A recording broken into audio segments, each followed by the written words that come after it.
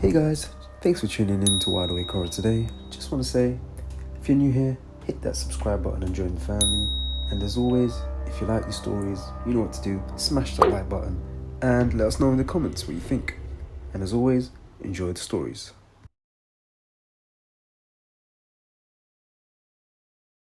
It all started like any typical day. I was scrolling through my dating app, just wasting time. You know the drill. Swipe, swipe, swipe. But then something caught my eye. I stopped mid-swipe and stared at her profile. Laura. Her pictures weren't anything over the top or dramatic, but there was this energy about her smile that just seemed real. You could see it in her eyes too, a kind of light that just made me want to know more about her. She was different, and it was that subtle difference that stood out amidst the sea of similar faces on the app. I decided to send her a message. Nothing fancy.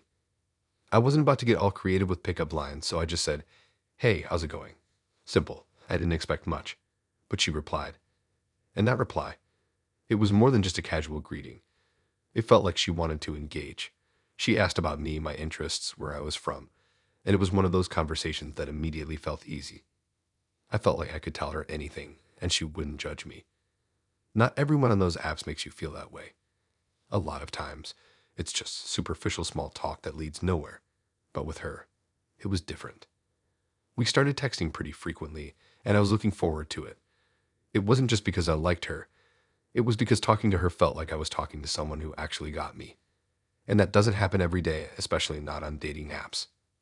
Days went by, and we started calling each other. The first time we did, I swear, I felt a little nervous. But once we started talking, it felt as if I'd known her for years. She had that calming energy, like she knew how to make people feel at ease. It was so easy to just talk, to let my guard down. By the time we met in person, I was already thinking about her a lot. I couldn't wait to actually see her face to face. So when we finally set up our first real date, I was all in. The day of the date, I remember pacing back and forth in my apartment. I wanted everything to go perfectly.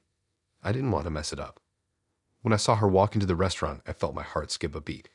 She was even more beautiful in person. The way she carried herself was graceful, and there was this energy around her that was magnetic. We sat down, ordered some drinks, and got to talking. It was easy like everything else had been. We laughed a lot, talked about our favorite movies, our families, our pasts. It felt natural. It didn't feel forced or awkward like some dates do. It was just comfortable. I was starting to think maybe this was something special. I had a feeling she was the kind of person I could really get to know, someone I could build something with. As we saw each other more, I realized she was everything I was looking for. We meshed. She had this vibrant personality, and I had this easygoing vibe, so it just worked. I was genuinely enjoying spending time with her. I had never really thought about finding someone like her on a dating app, but here she was.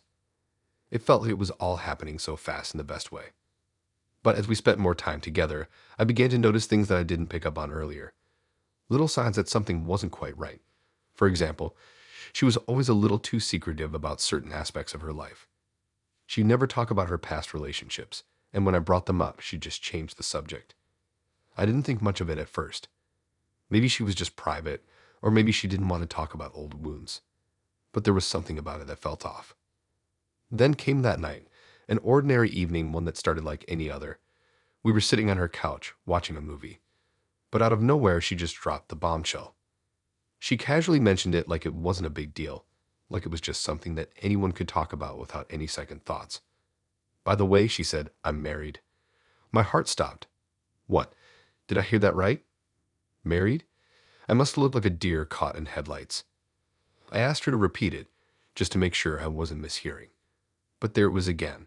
She was married. And what's more, she wasn't hiding it. She didn't seem ashamed of it or embarrassed. She was just casually telling me like it was the most normal thing in the world. I was in shock. I didn't know what to say. My mind was racing. How could she be married and dating me? Was this some kind of joke? She quickly went on to explain that she and her husband had an open marriage. It was an arrangement they'd both agreed on, she said. She explained it so casually, as it was a completely normal thing. Her husband knew about me, she reassured me. It was all good. It was fine. I didn't know how to process this. Open marriage? That wasn't something I ever imagined myself being a part of. She tried to downplay it, saying it wasn't as complicated as it seemed. But the more she talked, the more I felt like I was in over my head. She didn't seem to see the issue. In her mind, everything was perfectly fine. But to me, it didn't sit right. I didn't want to be some guy in a relationship with someone who was already married. It just wasn't me. But the thing is, she didn't get it. I told her I wasn't comfortable with it. I tried to explain that I wasn't okay being in a situation like that. I needed space. I didn't want to be involved in anything that felt so messy. But instead of understanding, she just brushed it off. She told me not to worry about it. She insisted that I was the one who got away and that things didn't have to end. She sent me texts every day, trying to convince me that everything could work out, that we could still meet up and have fun. She sent me messages about how much she missed me. It felt like I was being guilt-tripped into continuing something I didn't want. Every time I tried to take a step back, she would pull me in again. She would show up uninvited or text me in the middle of the night. At one point, I thought I could just ignore it, let it fade out, but it didn't. The pressure was constant. She wouldn't leave me alone. I started to feel like I was going crazy. She didn't seem to understand my boundaries. It wasn't just a few texts. It was the same thing over and over. She would send long messages explaining how much she cared for me, how she wanted us to be together. She would guilt-trip me for not answering her texts, or for not being as open as she was. It was exhausting. I began to avoid places where I knew she might show up. I started blocking her number, then unblocking it just to see if she'd send me another message. She did. Every time.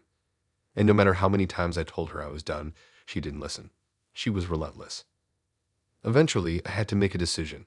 I had to cut ties completely. It wasn't easy.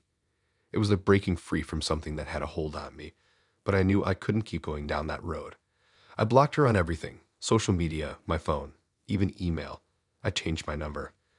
I thought that would be the end of it. But nope. A few weeks later, I saw her again. She tried to reach out through a friend of mine, saying she wanted to meet up. I didn't respond. I couldn't. Looking back, I realized how unhealthy it all was. It wasn't just that she was married. It was how she couldn't accept that I wasn't comfortable with her situation. It wasn't about her being married. It was about her complete disregard for my feelings and boundaries. She didn't respect me. And that's what ultimately made me walk away. I had to. It's crazy how someone can be so persistent, how they can push you past your limits and make you feel like you're the problem when you're just trying to walk away from a situation that isn't right for you. But that was the reality I faced. And in the end, it wasn't worth it. It wasn't about the relationship or what could have been. It was about self-respect. And that's something I had to fight for, even when she wouldn't let me go.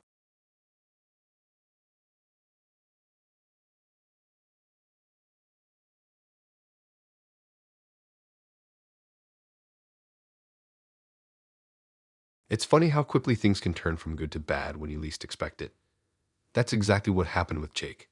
When I first met him, everything was perfect. He was charming, funny, and seemed so easy to be around. We started hanging out more, and within a couple of weeks, it felt like we were on the same wavelength. He'd text me all the time, check in with me to see how my day was going, and he made an effort to make sure I felt special. It was honestly the kind of attention I had been craving for a while. Jake wasn't like other guys I had met. He was smart, thoughtful, and made me feel like I was the only person in the room when we were together. He had that way about him, like he could tune into your vibe and really understand what you needed, even without you saying anything. It felt like the start of something real. It wasn't rushed or forced. We took our time, went out to dinner, had long walks in the park, and talked about anything and everything. It was easy. But as time went on, I started noticing little things that made me uneasy. They were subtle at first, but they kept happening, and I couldn't ignore them. He started getting upset if I made plans without him. If I went out with my friends and didn't invite him, he'd act like I was doing something wrong. I mean, it wasn't like we were in a committed relationship yet, but still he'd always make it feel like I was somehow betraying him by spending time with people other than him. It felt a little off, but I tried not to read too much into it. After all, he said he cared about me, right? Things really took a turn one evening when I was out with a group of friends. We were having a good time, laughing, joking, just enjoying the night. I hadn't talked to Jake all evening, and I didn't think much of it. It wasn't unusual for us to go a few hours without texting. But then I saw my phone buzz with a text from him. "Where are you?" it said. It was already late, so I figured he was just checking in, maybe wondering if I was still out or if I'd be heading home soon. But that text made my stomach drop. He wasn't asking in a casual way. He was demanding. I could feel it in the way he worded it. And then the second message came. I'm really getting sick of you disappearing without telling me where you are. I didn't know how to respond at first. Was this some sort of joke? I thought maybe he was just in a weird mood, but the more I thought about it, the more I realized that this wasn't normal. So I texted back, telling him I was out with friends and that everything was fine. But he didn't let it go. He kept texting, asking who I was with, where we were, why I hadn't told him sooner. It was as if he was interrogating me, and I had to explain myself like I was in the wrong. That's when I started feeling uneasy. I thought maybe it was just a one-off situation, but it wasn't. The next time we hung out, Jake acted distant, like I had done something wrong. I tried to brush it off, thinking he was just having a bad day, but deep down, I knew something wasn't right. It wasn't just about that one time. He'd started checking in on me constantly. Not in a cute, thoughtful way, but in a possessive, controlling way. Things escalated quickly after that. Jake started showing up at my place uninvited, just dropping by without asking if it was okay. The first time it happened, I was in the middle of a work call. I didn't hear the knock at the door, and when I opened it, there he was. He didn't even apologize. He just barged in like he had every right to be there. He said he'd been worried about me. But honestly, it wasn't worry, it was control. He didn't respect my boundaries, and that was becoming clearer with each day that passed. I tried to talk to him about it. I told him I needed space, that I couldn't be constantly available to him. He didn't take it well at all. He accused me of pulling away and making him feel like I didn't care. It wasn't that I didn't care about him. It was that I needed my own life too.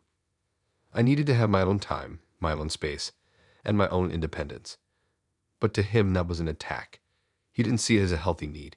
He saw it as a threat. And that made things even worse. It wasn't just the texts or the unannounced visits. It was the way he started making demands. He wanted to know where I was all the time, who I was with, what I was doing. And if I didn't respond fast enough, I'd get a barrage of messages asking what was going on. I remember one time I didn't reply to him for a few hours because I was at a friend's house. And when I checked my phone, I had 10 messages from him all in a row. He wanted to know where I was, why I hadn't responded, what I was doing. It was suffocating. At first, I tried to brush it off. I thought maybe he was just insecure, that he just needed reassurance. I tried to give him that. I told him I cared about him, that nothing had changed. But it didn't matter. It never mattered. He always found something to be upset about, and it was always my fault. It was like I couldn't do anything right in his eyes. I started feeling trapped. Every time I tried to go out, every time I tried to have a moment for myself, he would make me feel guilty for it. He would call me selfish or tell me I didn't care about him. And the more I tried to push back, the more he turned it around on me. I was the one who wasn't trying hard enough. I was the one who didn't understand him. It made me question myself, question everything I knew about healthy relationships. One night, things reached a breaking point. He showed up at my place again while I was getting ready to head out with my friends. He knocked, and when I didn't answer right away, he let himself in. He was angry, his face red with frustration. "I've been trying to reach you all night," he said, voice tight. "You didn't answer your phone, and now you're just going to leave." I tried to calm him down. I told him I had plans, that I wasn't doing anything wrong, but he didn't see it that way. He started accusing me of not being honest with him, of hiding things from him. It felt like I was in some twisted version of a relationship where nothing I did was good enough, where everything was my fault. I couldn't take it anymore. I told him to leave. I asked him to respect my boundaries, to stop showing up uninvited, and to stop texting me nonstop. But instead of leaving, he just stood there, fuming. He didn't want to hear it. He told me I was being unreasonable. He said I was the one pushing him away, not the other way around. It took everything in me to stand my ground. I didn't want to lose him, but I knew that if I didn't put my foot down now, it would only get worse. I wasn't about to let someone control me like that. I wasn't going to let him make me feel guilty for needing space. So I told him it was over. He didn't leave right away. He stood in the doorway for what felt like an eternity, staring at me like he couldn't believe I was serious. It was like I had just shattered his world. But it was too late. I couldn't do it anymore. The manipulation, the constant texts, the unannounced visits, it was too much. I had to let him go. The next few days were rough. He didn't just accept it. He kept texting, calling, and showing up at my place. I didn't respond. I didn't give in. It took a lot of strength to stand firm, but I knew it was the right thing to do. Eventually, he stopped. He finally backed off, but it didn't feel like a win. It felt like a relief. Looking back, I realized how unhealthy that whole situation was. Jake wasn't just controlling, he was manipulative, and I was letting it happen. I kept excusing his behavior, thinking it was just insecurity, that it was something I could fix. But it wasn't my job to fix him. It wasn't my job to make him feel better about his own issues. A relationship shouldn't feel like a prison, and that's exactly what it felt like toward the end, a prison. It's hard to explain to someone who's never been in that kind of relationship just how draining it is. It's not about the big fights or dramatic moments. It's the slow, insidious stuff, the way someone can gradually wear you down, make you doubt yourself, and make you feel like you're the one who's always in the wrong. But I'm glad I got it when I did, and I'm glad I learned that I deserve someone who respects my boundaries and values my independence.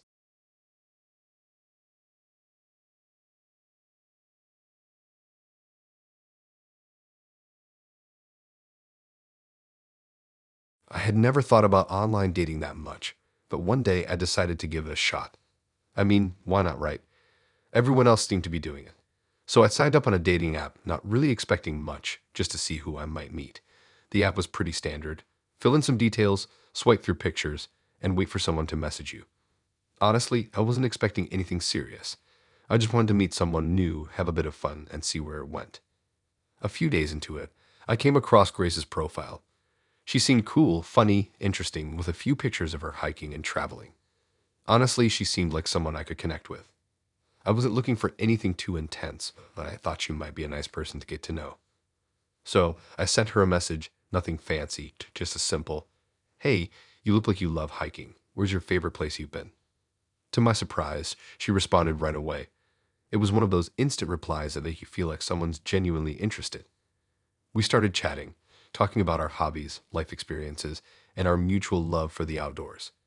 She seemed easy to talk to, and the conversation just flowed. We shared a lot in common. I was starting to like her more with each message, but I didn't want to get ahead of myself. After a few days of talking, we agreed to meet up for a casual coffee. Our first date went smoothly. We hit it off just like our messages. We talked about our work, family, and all sorts of things. It was a nice, relaxed atmosphere, and I could tell she was as easygoing as she had appeared in her messages. There was no pressure, no awkward silences, just two people enjoying each other's company. I thought to myself, this could be something. After that, we hung out a few more times. We went to some local parks, had dinner together, and talked about everything and anything. It was simple and easy, but there was a growing feeling that maybe, just maybe, this could turn into something serious. I liked her more and more with each date. She had a calmness about her, a relaxed vibe that made me feel at ease. I hadn't felt like this in a while, and it was kind of refreshing. But as the days went by, something started to feel a little off. At first, it was nothing too noticeable. She would text me a lot, asking about my day, making sure I was okay, checking in on little things like how my work was going or if I'd eaten yet. It wasn't anything crazy, and I didn't think much of it, at least not at first. Then came the first sign that things might not be as simple as I thought. One day, I was out with a couple of friends, having a few beers at a local bar. I didn't think anything of it. I hadn't mentioned to Grace where I was, but it wasn't like I had to. I was just out with some friends, enjoying the evening. But as soon as I picked up my phone and checked the time, I saw a message from her. It was strange. The message didn't say much, just, "What are you doing?" I responded casually, "Just out with some friends. Having a good time."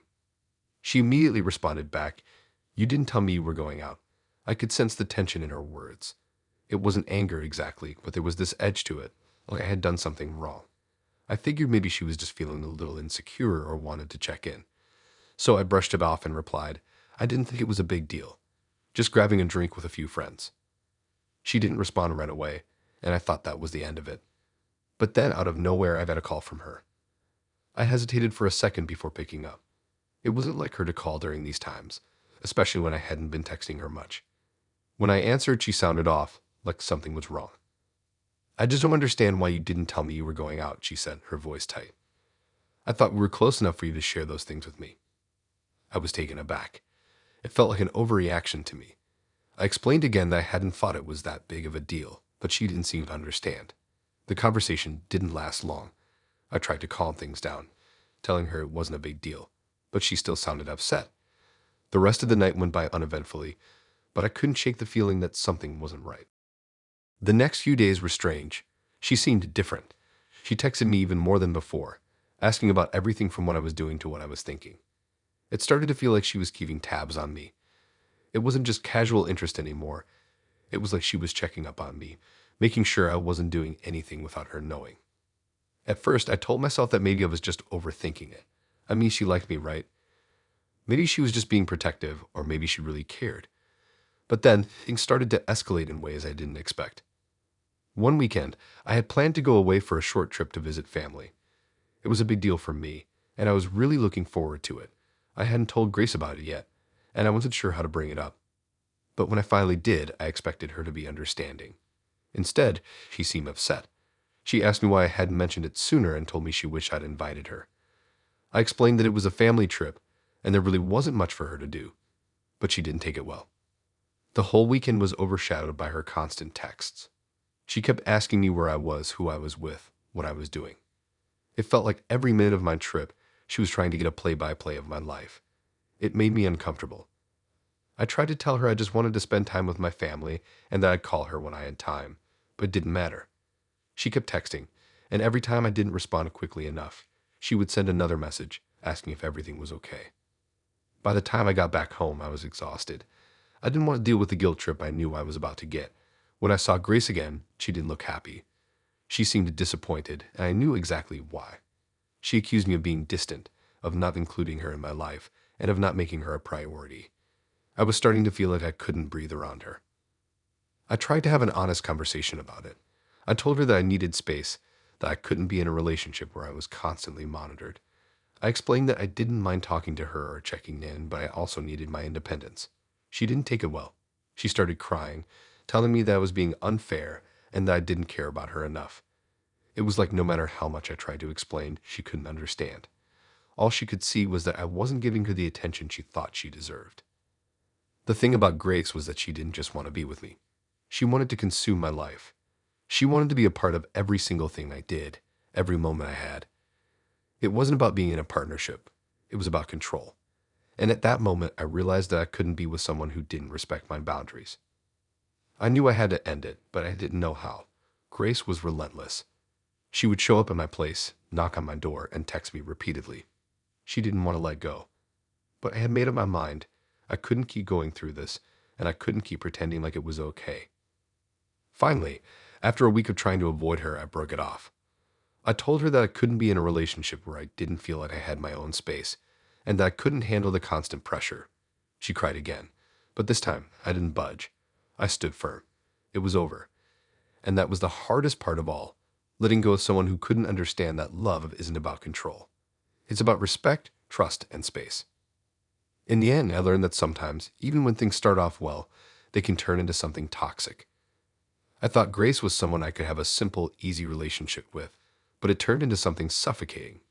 She wasn't bad or malicious. She just had her own issues to work through, and I wasn't the person to fix them. Looking back, I realized I was too patient with her. I didn't put up boundaries early enough, and I let things slide until they became too much. It was a hard lesson, but I learned it. I wouldn't let anyone take away my independence again.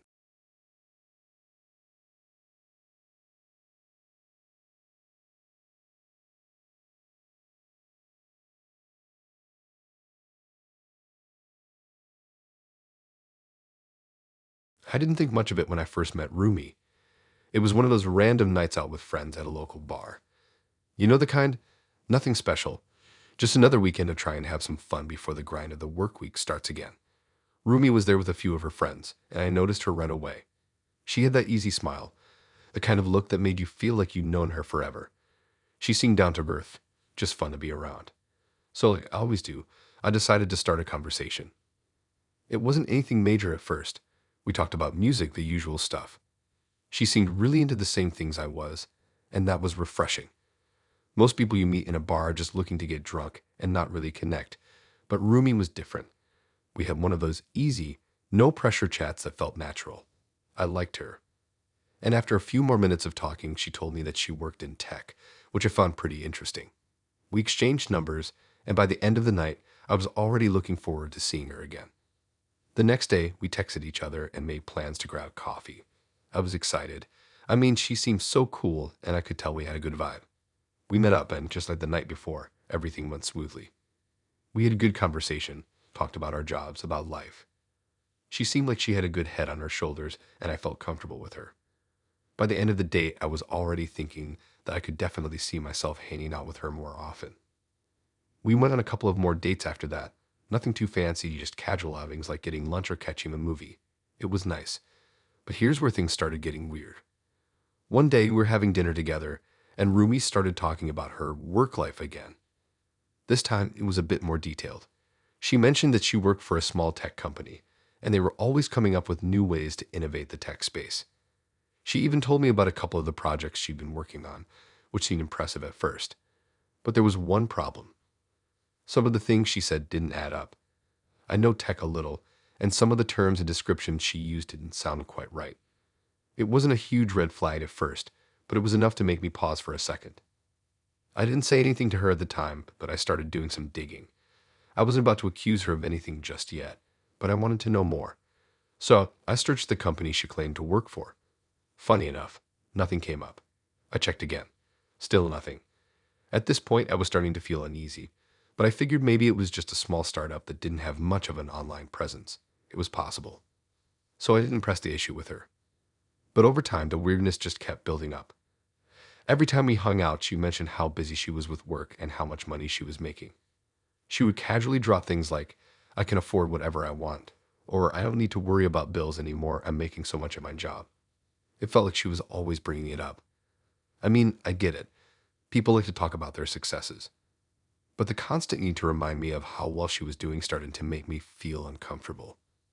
One night, after a few more dates, I decided to ask her more about her job. I tried to keep it casual, just asking her how she was finding the work and if it was going well. But her response was a little strange. She said, "It's just hard when you work with so many fake people. But that's how it is in tech. Everyone's out for themselves." I didn't know what to say to that. It was kind of a weird thing to say, considering she had talked about how great her job was just a few moments earlier. But I didn't want to sound paranoid, so I let it go. After that, things started to get really mad stranger. She asked me for some money. Now, I know people ask for money all the time for different reasons, but the way she did it felt off. She told me that her account had been hacked, and she needed help covering a few bills while she waited for her bank to fix everything. At first, I thought, okay, this could happen. Maybe it's legit. But the more she kept asking for small amounts, just a couple $100s here and there, the more I started to get suspicious. I mean, who needs that much help with their finances if they're supposedly making a great salary? I started asking myself, was I really the only one she was asking? It didn't sit right. Still, I didn't want to jump to conclusions, so I helped her out a couple of times. But then, after the third time she asked for money, I started to feel like I was being used. I tried to ask her about it, but she brushed it off. She said she'd pay me back soon, that it was just temporary. But I was getting more and more uncomfortable. I started keeping track of the things she said, and it didn't add up. The company she worked for didn't exist, and I couldn't find anything online about her supposed job. The more I looked into it, the more I realized that the stories she was telling me were lies. Then one day I had enough. I confronted her about everything. The lies about her job, the money, the strange stories. I told her that something didn't feel right, and I wasn't going to continue this relationship if she couldn't be honest with me. She didn't get defensive at first. She tried to act like everything was fine, like I was just overthinking things. But as I pushed her further, she started to crack. Her story changed again, and I could tell she was making stuff up on the spot. It didn't take long before I figured out the truth. Rumi wasn't who she said she was. She wasn't working in tech, and she wasn't making a lot of money. In fact, she'd had a history of scamming people online. The money she'd asked me for was just part of the con. She had been using me to fund her lifestyle, all while spinning these elaborate tales about her job and how successful she was.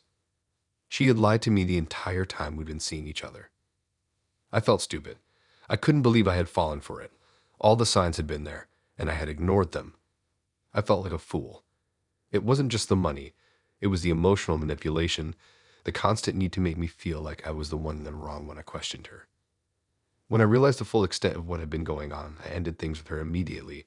I blocked her on everything and made sure she couldn't contact me. I didn't want to be a part of her scam anymore, and I didn't want her anywhere near my life. It wasn't easy. Rumi had this way of making me feel guilty, like I was the one who had done something wrong. She would send me messages, trying to apologize and explain things, but I knew better. She was just trying to pull me back in. She didn't care about me. She cared about getting what she could from me, and I wasn't going to let that happen. Looking back, I realized how important it is to trust your gut. There were so many red flags with Rumi, but I ignored them because I didn't want to believe that someone could be so manipulative. She had a way of making everything sound so convincing, but in the end, the truth came out. I learned a valuable lesson from that experience. Sometimes people aren't who they say they are, and you can't let someone take advantage of your kindness just because they know how to play the game. Now, I'm more cautious when it comes to meeting new people. It's not about being paranoid. It's about knowing when something doesn't feel right. I'll never let myself get duped again, no matter how charming someone might seem.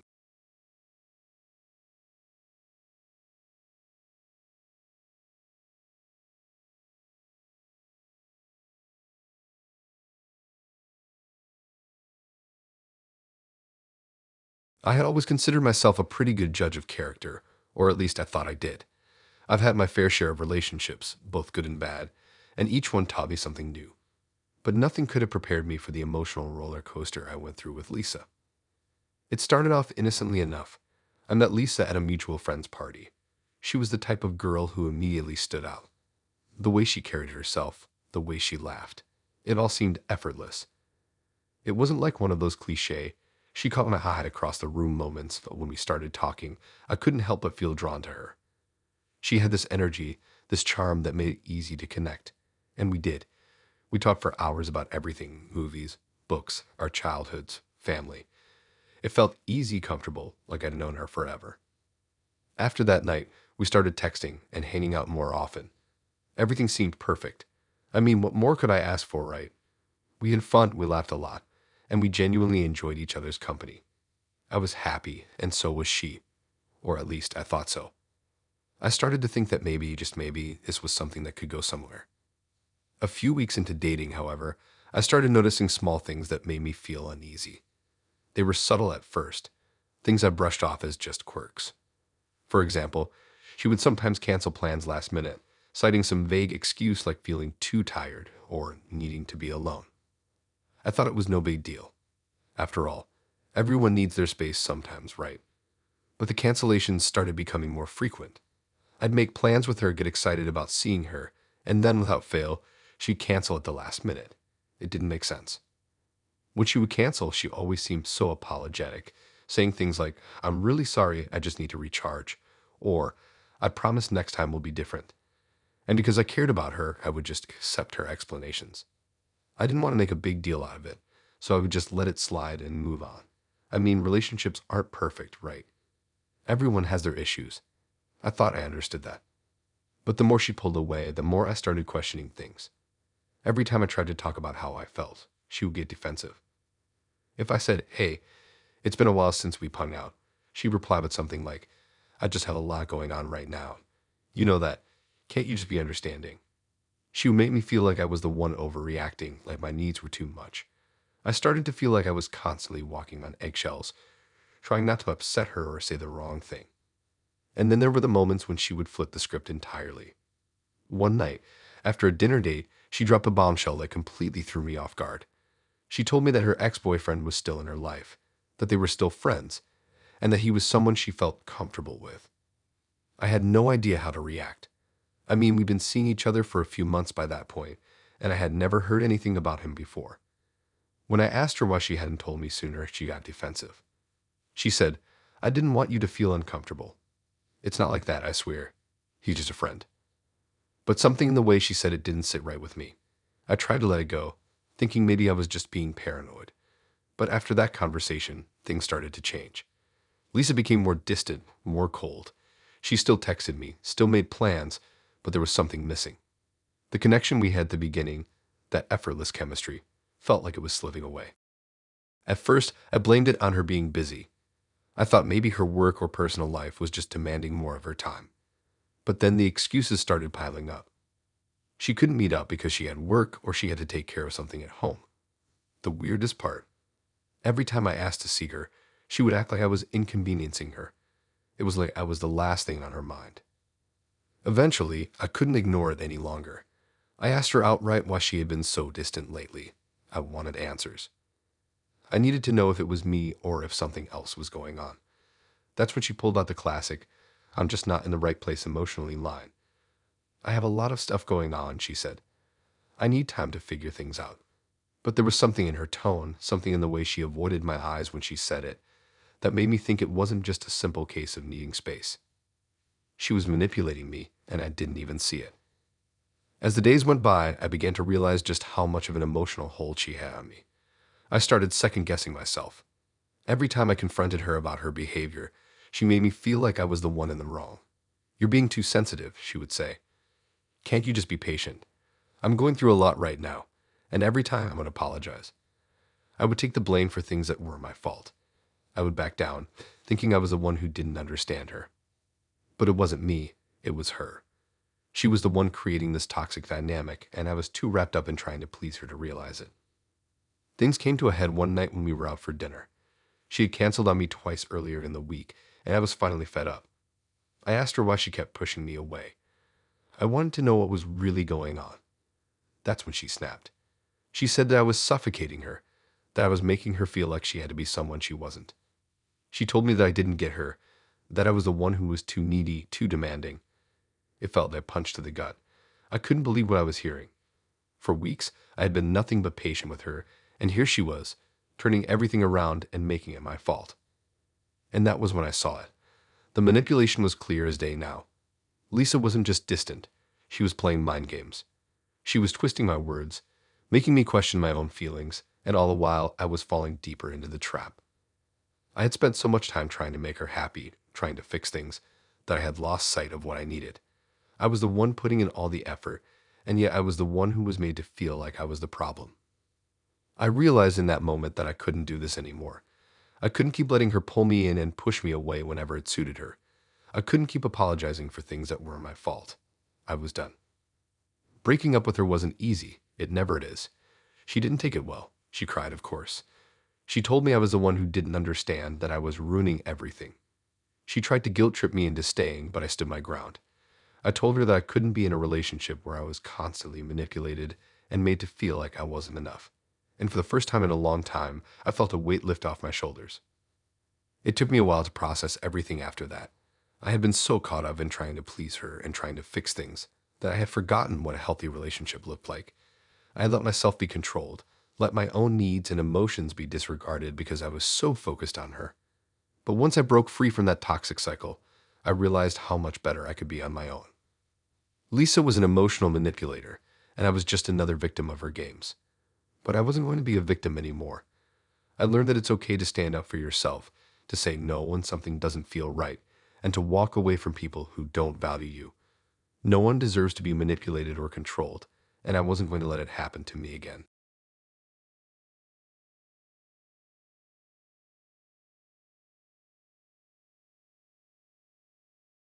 I should have known better. I should have seen the signs from the start. But like most people, I was blinded by the excitement of a new relationship and the hope that maybe this one would be different. Her name was Katie, and I met her during a work event. She was funny, charming, and outgoing, the type of person who could make friends with anyone. I was immediately drawn to her energy, her confidence. It felt natural to talk to her, like we had known each other for a lot longer than we actually had. I was into her right away, and she seemed to feel the same way. At first, everything seemed perfect. We went on a couple of casual dates, grabbed coffee, and had lunch together. She made me laugh, and I liked how she listened when I spoke. There was this chemistry between us that was undeniable. It felt like the kind of connection that was supposed to lead somewhere. I thought I had found something real. But as always seems to happen in these situations, things weren't as simple as they appeared. After a couple of weeks of hanging out, Katie opened up to me about her past relationship. She told me that she had just gotten out of a long-term relationship a few months ago. I didn't think much of it at first. It was a bit of an awkward conversation, but I didn't want to judge her for it. I mean, everyone has a past, right? It wasn't like it would affect anything. But as time went on, I started noticing little things that didn't quite add up. She would bring up her ex, sometimes out of nowhere, in the middle of the conversation. She'd say things like, "Oh, my ex used to do this," or "My ex and I used to go to this place all the time." It didn't seem like she was talking about him in a bitter way or anything, more like she just didn't realize how often she was mentioning him. But it made me feel uncomfortable. I wasn't just some guy filling in for the guy before me. I didn't want to be the rebound guy. I started to get that feeling in the pit of my stomach. You know, the one that tells you something's not right. Katie wasn't over her ex. I could see it in the way she talked about him, the way she sometimes compared me to him, even if she didn't realize it. She'd tell me, "You're different from him, but I like that about you." I didn't know how to take that. It was like she was constantly measuring me up to someone else, and no matter how much I tried to show her who I was, it felt like she couldn't fully let go of her past. One night, things came to a head. We had been spending more time together, and I thought things were going well. I was starting to get attached, and I could tell she was too, or so I thought. We were at her apartment, sitting on the couch when she brought up her ex again. This time, though, it wasn't just a passing comment. She started telling me about the things that went wrong in her relationship with him, about how he had broken her heart, how it had taken her so long to get over him. And that's when it hit me. She wasn't ready for something new. She was still holding on to the past. It wasn't that she didn't like me. It wasn't that I wasn't enough. She was just using me as a placeholder, someone to fill the space while she figured out her own emotions. She was using me to help her forget about her ex. And I couldn't do that. I didn't want to be the guy who was just there to help her get over someone else. I tried to have an honest conversation with her about it. I told her that I felt like she wasn't fully present with me, like she was still holding on to the past.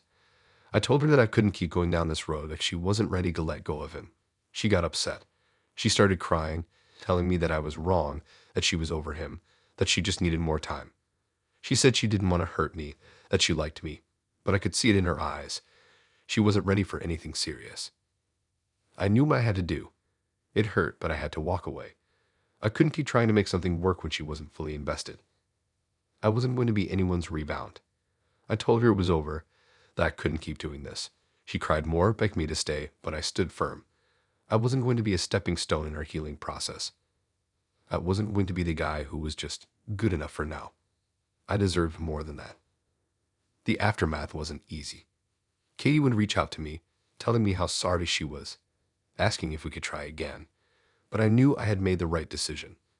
I couldn't keep falling for someone who wasn't emotionally available. I had to prioritize myself, my own well-being, and my own happiness. I realized that no matter how much I liked her, I couldn't be the guy she was going to use to get over someone else. It wasn't just about her ex. It was about the fact that she was still emotionally attached to him, and I couldn't fix that for her. I couldn't make her forget him. And even if I could, I didn't want to. I wanted to be with someone who was fully invested in me, not someone who was holding on to the past. Looking back on it now, I realize how important it is to be with someone who's ready for a relationship, not someone who's still healing from a previous one. I learned that being in a relationship isn't about being a replacement for someone else. It's about two people being on the same page and ready to build something together. If one person isn't there yet, then it's not going to work. I've moved on since then. I've met other people, and while I've had my fair share of ups and downs, I've learned to trust my instincts more. I don't settle for being someone's rebound anymore. I know my worth, and I won't let anyone use me to fill the gaps in their life. Katie taught me a hard lesson about being emotionally available, about being ready for love, and about not rushing into something just because it feels good in the moment. I can't blame her for what happened. She was in a difficult place, and I get that. But I also know that I deserve someone who is ready to give as much as they take, someone who isn't still holding on to the past.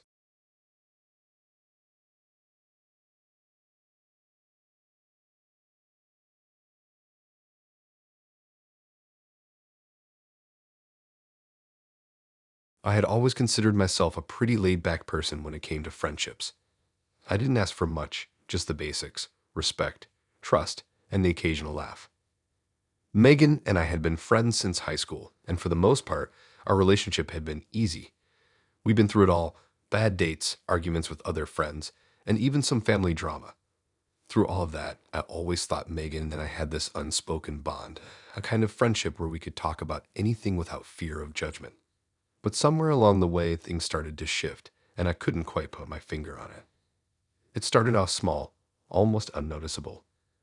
Megan had always been the life of the party, the one who loved being the center of attention. I didn't mind that, honestly. I wasn't one to fight for the spotlight anyway. It was nice to have a friend who could keep things lively. But as time went on, I began to notice something that didn't sit right with me. Megan seemed to thrive off being the center of attention to the point where it almost felt like if she wasn't the focus, she'd make sure that she was. And when she wasn't getting that attention, that's when things started to change between us. At first, I thought I was just overthinking it. Megan was always outgoing, always social. It wasn't a big deal if she cracked a joke or made a scene to get everyone's attention. It was harmless, right? But as I spent more time with her, I started feeling like I wasn't as important as I used to be. There were more times than I could count where I'd be telling her something exciting happening in my life, like a new job opportunity or a cool trip I had planned, and she would immediately shift the conversation back to herself. I would barely finish talking before she'd start telling me about her own accomplishments, her own latest drama, or her own problems. It felt like my life, my wins, didn't matter much compared to hers. I tried to ignore it, brushing it off each time it happened. After all, friends should be supportive, right? But the more it happened, the more it wore me down. It wasn't just the conversations. There was a shift in her behavior. She started getting passive-aggressive about the amount of time we spent together. Whenever I made plans with anyone else or spent too much time doing something outside of our usual routine, she would get weirdly quiet. It wasn't outright hostility, but I could tell she wasn't happy. It was like she wanted me to be constantly available, like I should always prioritize her over everyone else. The real turning point, though, came when I started dating Chris. He wasn't the first guy I dated, but he was the first guy I really felt a connection with in a long time. We met at a mutual friends party, and it didn't take long for us to start seeing each other. Things between us moved quickly, and I was thrilled. He made me laugh, he was caring, and I could talk to him about anything. It felt easy, effortless. I was finally in a relationship where I didn't feel like I had to hide pieces of myself. Naturally, I told Megan about Chris. I was excited, and I wanted to share my happiness with my best friend. But when I told her about him, her reaction wasn't what I expected. She didn't seem excited or happy for me. Instead, she seemed distant, almost cold. "Oh, that's nice," she said, her voice flat. I didn't think much of it at the time, but as I spent more time with Chris, I started to notice her behavior toward him. Whenever we'd all hang out, Megan would always find a way to make subtle digs at Chris. It wasn't anything overt, just little comments about his clothes, his job, or his interests. At first, I thought it was just teasing, but it became clear that there was something more to it. One night, we were all at a bar having a good time. Chris and I were sitting together enjoying a drink when Megan joined us. She immediately started making comments about how Chris didn't seem very smart and how she didn't get why I was so into him. It stung, but I tried to brush it off, thinking she was just joking around. But as the night went on, the comments kept coming. She made a remark about his taste in music, then another about how he didn't seem like the type of guy I'd normally go for. It was like she was trying to find any little flaw to point out, any reason to make me second-guess him. I confronted her about it later that night when we were alone. I asked her why she kept making those comments about Chris. Her response was defensive. "I'm just being honest," she said. "I don't know why you're acting like I'm attacking him. You just don't get it, okay?" She didn't apologize, didn't seem to care how her words made me feel. I started to feel like I was caught between two worlds, my friendship with Megan, which I valued, and my relationship with Chris, which was something I wanted to nurture. But it was clear that Megan wasn't going to make it easy. The tension between Megan and Chris only got worse after that. Megan started pulling back from me too. She would cancel plans last minute or make excuses when I invited her to hang out with Chris and me. When she did show up, she was distant, disengaged, and cold. It felt like I was always walking on eggshells, trying to balance between making her feel included and spending time with Chris. The more I tried to involve Megan in my life with Chris, the more she pulled away. It was like she wanted me all to herself, like I was supposed to prioritize her over everything else. But the breaking point came one night when we were all supposed to go out together. Megan had been quiet for days, and I was starting to feel like I was losing her. I asked if she still wanted to join us for drinks, and she reluctantly agreed. The night started off fine, but halfway through, Megan got into a passive-aggressive mood. She started making more pointed comments about Chris and about how much time I was spending with him instead of her. At one point, she even said, "Well, it's obvious where your priorities are. It's not with me anymore."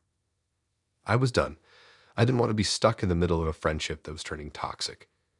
I told her I couldn't keep doing this, that it wasn't fair to me, and it wasn't fair to Chris. I told her that if she couldn't respect my relationship, then we needed to take a step back from our friendship. She got defensive, of course, but there was a part of me that knew it was the right thing to do. Megan was no longer the person I thought she was. She had let her jealousy consume her to the point where it was starting to affect every aspect of our friendship. The fallout wasn't pretty.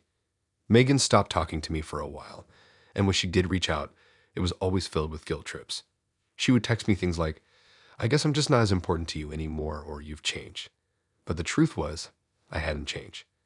I had just realized that my happiness didn't need to revolve around someone else's insecurity. I couldn't keep sacrificing our relationship with Chris to keep her happy. Over time, Megan and I drifted apart. I couldn't keep putting up with her jealousy and negativity, and eventually, I learned to accept that some friendships aren't meant to last forever. It wasn't easy letting go of a friendship that had been such a big part of my life, but it was necessary for my own growth. Looking back, I realized how toxic that relationship had become. Jealousy can slowly eat away at a friendship, and it's not until you take a step back and look at the bigger picture that you can see it for what it really is. I don't regret making the decision to prioritize my relationship with Chris over a friendship that was no longer healthy. Sometimes people change, and sometimes they don't, and that's okay.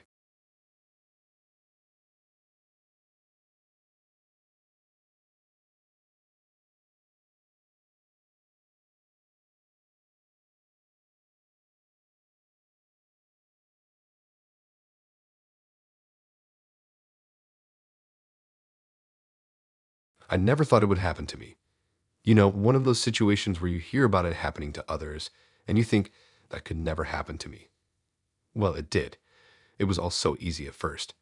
I met Olivia through a mutual friends gathering, and we clicked right away. The conversation flowed naturally, and she had this easygoing vibe that made everything feel effortless. We laughed about silly things, shared stories about our lives, and it felt like we had known each other for a long time. It was one of those nights where you leave feeling like you found someone special. A few days later, we went out for drinks. Then we started meeting up more often, casual dates here and there, enjoying each other's company. I was starting to like her more and more. She was funny, smart, and pretty. There was this genuine connection between us, and I thought she felt the same. We talked about everything: our childhoods, our goals, and even our past relationships. I found myself opening up to her in ways I hadn't with anyone in a long time. And she seemed just as open, sharing her thoughts and experiences without hesitation. It felt good, It felt real. After a few weeks of seeing each other, we started talking about being exclusive. I wasn't rushing it, but it seemed like a natural progression. Olivia seemed happy with the idea, and I was more than okay with it. Everything felt perfect, like we were on the same page. But then, after a few more dates, she dropped the bombshell. We were sitting in a small cafe, sipping on our coffees when she looked at me with a serious expression. It was the kind of look that made my stomach drop. I thought she was going to tell me something really important, and she did. "I have to tell you something," she said, her voice slightly shaking. "I'm still in love with my ex." I was caught off guard. I wasn't expecting that at all. I must have looked like a deer in headlights, because she quickly tried to explain herself. She said that her and her ex were still friends and that they had broken up a while ago, but the feelings were still there. She told me she didn't want to keep things from me, and she felt like it was important to be honest. I didn't know what to say at first. I was stunned. She seemed so sure of her feelings, and it was hard for me to process. I wasn't angry. I wasn't even upset. I just didn't know what to do with this new information. How could she be in a relationship with me if she was still in love with someone else? I tried to stay calm and listen, but I could feel the jealousy creeping in. It wasn't even that I didn't trust her. It was more that I didn't want to be someone's second choice, someone they were with just because their first choice wasn't available. She tried to reassure me that she was committed to us and that she just needed time to work through her feelings. She told me that she loved spending time with me and that I made her happy. But even as she said all of that, I couldn't shake the feeling that I was just a placeholder. I was the guy she was with until her ex figured things out. Over the next few days, I tried to brush it off. I wanted to believe her. I wanted to think that maybe she just needed time to move on. But it was hard. Every time she spent time with me, I couldn't help but wonder where her mind really was. Was she thinking about him while we were together? Was I just a distraction for her, a way to fill a void until she figured things out with her ex? I started noticing things that made me uncomfortable. She spent hours on the phone with him every night. I couldn't tell if it was innocent or something more, but the way she spoke to him, the tone of her voice, It felt too familiar. Whenever I asked about it, she became defensive, claiming that I didn't trust her. She'd say things like, "You're overthinking this," or "We're just friends now. You don't have to worry about it." But the more she said that, the more I felt like I had every right to worry. And that's when the jealousy started to take over. Every time she mentioned her ex, I could feel my stomach tighten. Every time she got a text or a call from him, I couldn't help but wonder if they were talking about something more than just friendship.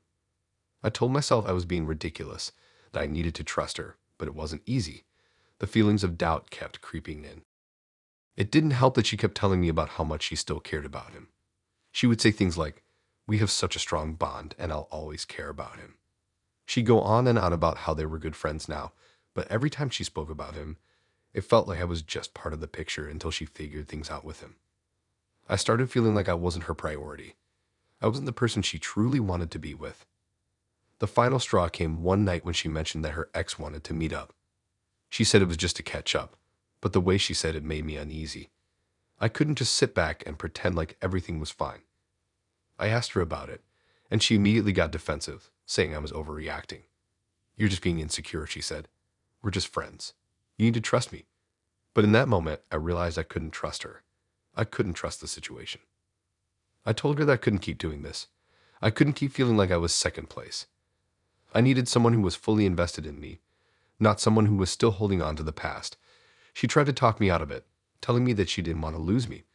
But I knew that couldn't be in a relationship where I was constantly fighting for her attention, where I was always wondering if I was enough. I ended things that night. It wasn't easy, and it wasn't something I did lightly, but it was necessary. I couldn't keep being the guy who was waiting around while she figured out her feelings for someone else.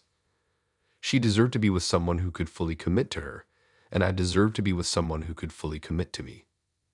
Afterward, she sent me texts, begging me to reconsider, telling me that she was sorry and that she wanted to make things work. But deep down, I knew it wasn't about us. It was about her not being ready to let go of her past, and I couldn't be the person who was just there until she made up her mind. It took a while for me to get over it. I spent days thinking about everything, questioning myself, and wondering if I had made the right decision. But as time went on, I realized that I had done the right thing. I wasn't a placeholder, and I didn't want to be anyone's second choice. I needed someone who was ready to be with me, someone who was completely invested in our future together. In the end, I learned that no matter how much you care about someone, you can't force them to be ready for a relationship if they're still holding on to the past. Love should never feel like a competition with someone else's memories, and I realized I deserved more than that. I deserved someone who was fully present, not someone who was still in love with their ex.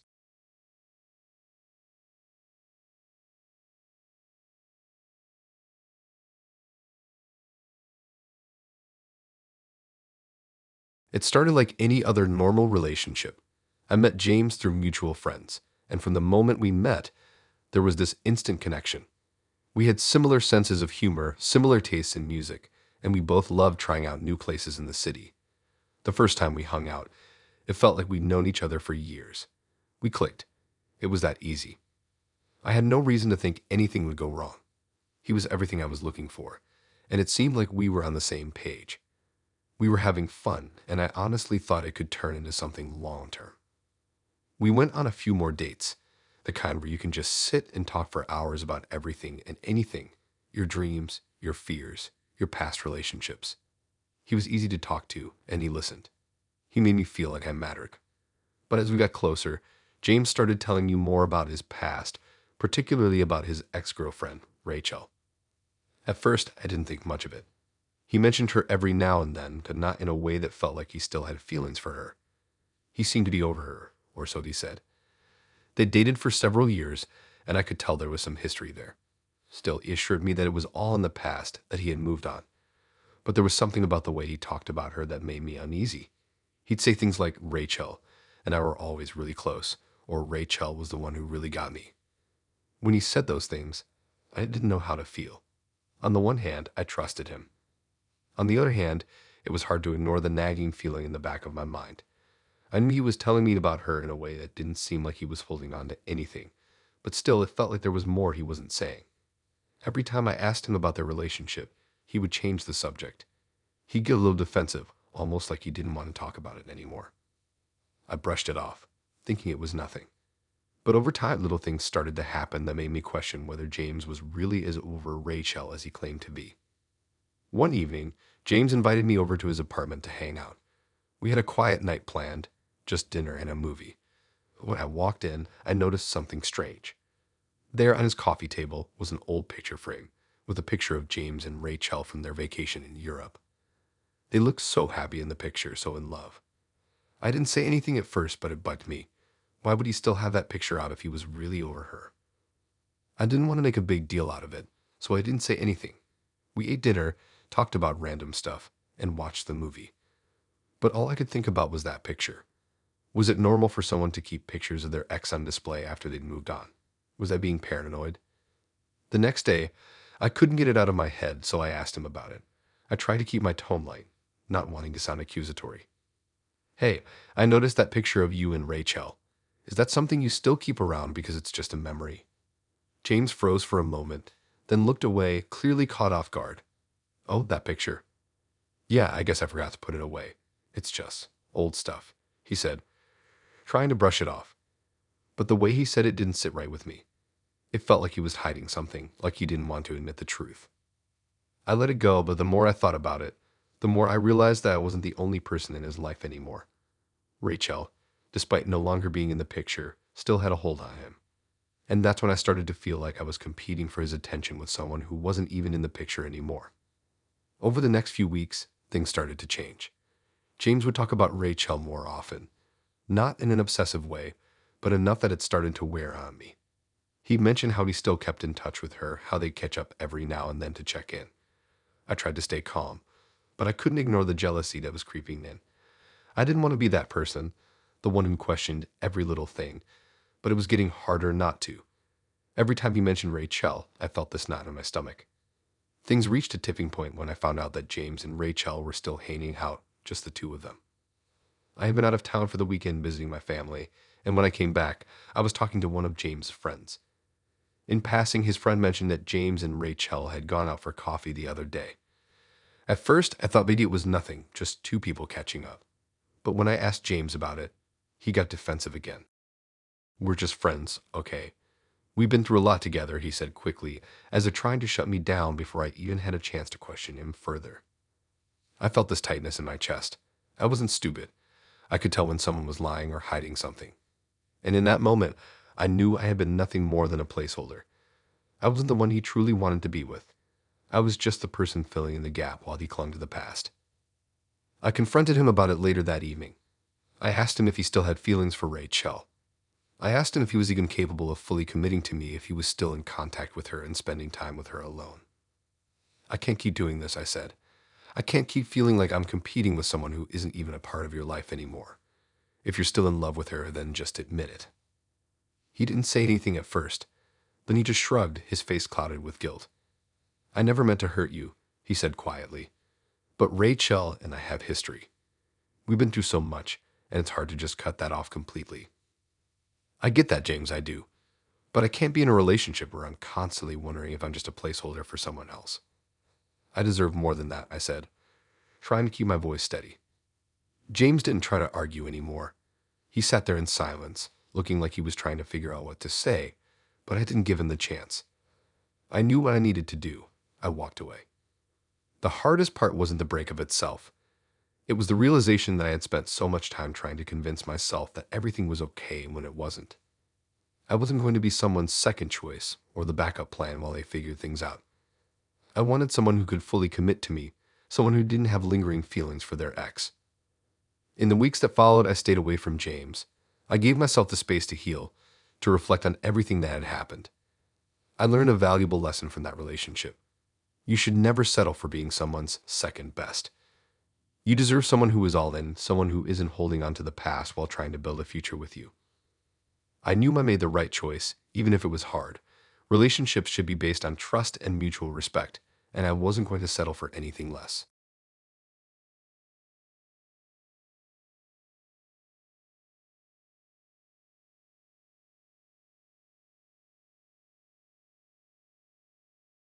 At first, things were great between Jeff and me. We met through a mutual friend at a party, and the connection was instant. He was charming, good-looking, and had this laid-back confidence that drew people in. I liked how easy it was to talk to him. He made me feel comfortable in a way that most guys didn't. We shared similar interests, movies, books, and a love for traveling. Our dates were fun, casual, and never felt forced. I found myself looking forward to our next meetups, and before I knew it, we were spending more and more time together. Things were moving in a direction that felt promising, and I thought I was falling for him. But as with all relationships, the longer you spend time with someone, the more you start to see their true colors. And it didn't take long for Jeff's true personality to start slipping through the cracks. At first, it was small things, little comments here and there that made me raise an eyebrow. For example, he'd tell me that he didn't like the outfit I was wearing or suggest that I should dress differently. At first, I didn't think much of it. Maybe he was just being protective or had his own opinions about fashion. But as the weeks went by, the comments started to become more frequent, more pointed. Then one night, Jeff suggested something that took me completely off guard. He said casually, you should really quit your job and focus on us. I can support you financially, and we could have more time to just be together. I blinked, not sure if I had heard him correctly. What do you mean, quit my job? I asked, trying to make sense of what he was saying. I mean, he said, leaning back on the couch, you don't need to work anymore. I make enough for both of us, and it'll give you more time to focus on our relationship. You can spend your time with me, and we can build something real. I was stunned. Jeff, I like my job. It's important to me. I don't want to just give it up for the sake of us. He looked at me, a little surprised that I hadn't immediately agreed. But I can take care of everything. You won't need to worry about anything. I just think it'd be better if you didn't have to work. We could have more fun together. I tried to hide my discomfort, but it lingered. There was something about it that didn't sit well with me. I had always been independent, and the thought of quitting my job to rely on someone else didn't sit right. But I brushed it off, telling myself that maybe I was just overthinking it. I didn't want to make a big deal out of something that seemed like a small request. However, things started to get worse. The more time we spent together, the more controlling Jeff became. It wasn't just about my job anymore. He started to criticize everything I did, what I wore, what I ate, and even who I talked to. I noticed that if I wore something he didn't approve of, he'd make a comment, saying something like, I don't know if I like that outfit on you. Maybe something more flattering would be better. I couldn't understand it. Why did it matter so much to him? I felt like I couldn't do anything without his opinion on it. It wasn't just about clothes either. One time we went out to dinner with some friends, and when I ordered a salad, Jeff made a face. You should eat more than that, he said, looking at me like I had done something wrong. You're always eating salads in tiny portions. You need to eat more if you want to look good. I was taken aback. I'm fine with what I'm eating, Jeff. It's my choice. But he didn't drop it. He kept pushing me to eat more, even when I told him I wasn't hungry. It felt like he was trying to control not just what I wore, but what I ate too. I didn't want to argue, so I let it slide, but it was starting to bother me. Then there was the issue of my friends. I had always been close with my friends. Those were the people I trusted, the ones I spent time with outside of a relationship. But every time I made plans with them, Jeff would act distant or upset. You're spending so much time with your friends, he'd say. Aren't I enough? Don't I deserve more of your attention? I tried to reassure him. Jeff, I need time with my friends. It's important for me to have my own life outside of this relationship. But he didn't get it. He would sulk, making me feel guilty for spending time with anyone other than him. It wasn't that he didn't want me to have a life outside of him. It was that he wanted to be the only one in it, the only one who mattered. I started to feel trapped. His comments became more frequent and more pointed, and no matter how much I tried to brush them off, they began to wear me down. I wasn't myself anymore. I was constantly second-guessing my choices, my outfits, my meals, and my friendships. It felt like I was walking on eggshells, afraid to do anything without his approval. The tipping point came one night when I made plans to meet my friends for a birthday dinner. It was a long-standing tradition that I couldn't cancel. When I told Jeff about it, he got upset. Why do you need to go out with him? Don't you care about us? I tried to explain that it was just a dinner and that it didn't mean I loved him any less, but he didn't want to hear it. You should be with me, Claire. If you loved me, you wouldn't keep choosing them over me. That's when I realized how controlling he had become. It wasn't about love anymore, it was about possession. He wanted to isolate me, to make me dependent on him for everything. And the worst part, he made me feel guilty for wanting to keep my independence, for wanting to keep my friends and my career. The more I thought about it, the clearer it became. I couldn't keep living like this. I couldn't keep letting him control every aspect of my life. He wasn't just being thoughtful. He was trying to isolate me from the people and things that mattered to me. He wanted me to give up my independence, to stop being the person I had always been, and I couldn't do that. I knew I had to make a choice. I had to take a step back and realize that this wasn't healthy. The relationship wasn't healthy. I deserved more than someone who tried to control me, who made me feel guilty for wanting to be my own person. I broke up with him that night. It wasn't easy. He begged me to stay, telling me that I was being selfish, that I didn't love him enough. But I knew I had made the right decision. I couldn't be with someone who wanted to make me give up everything I valued just to keep him happy. In the weeks that followed, I spent time focusing on myself, my career, my friends, my own independence. It wasn't easy to untangle myself from Jeff's grip, but I knew that I had to find myself again, and slowly I did. I learned that love isn't about control. It's about mutual respect, trust, and allowing each other to be who they truly are. Jeff taught me a lesson I'll never forget. I am not anyone's possession. I am my own person, and I deserve someone who respects that.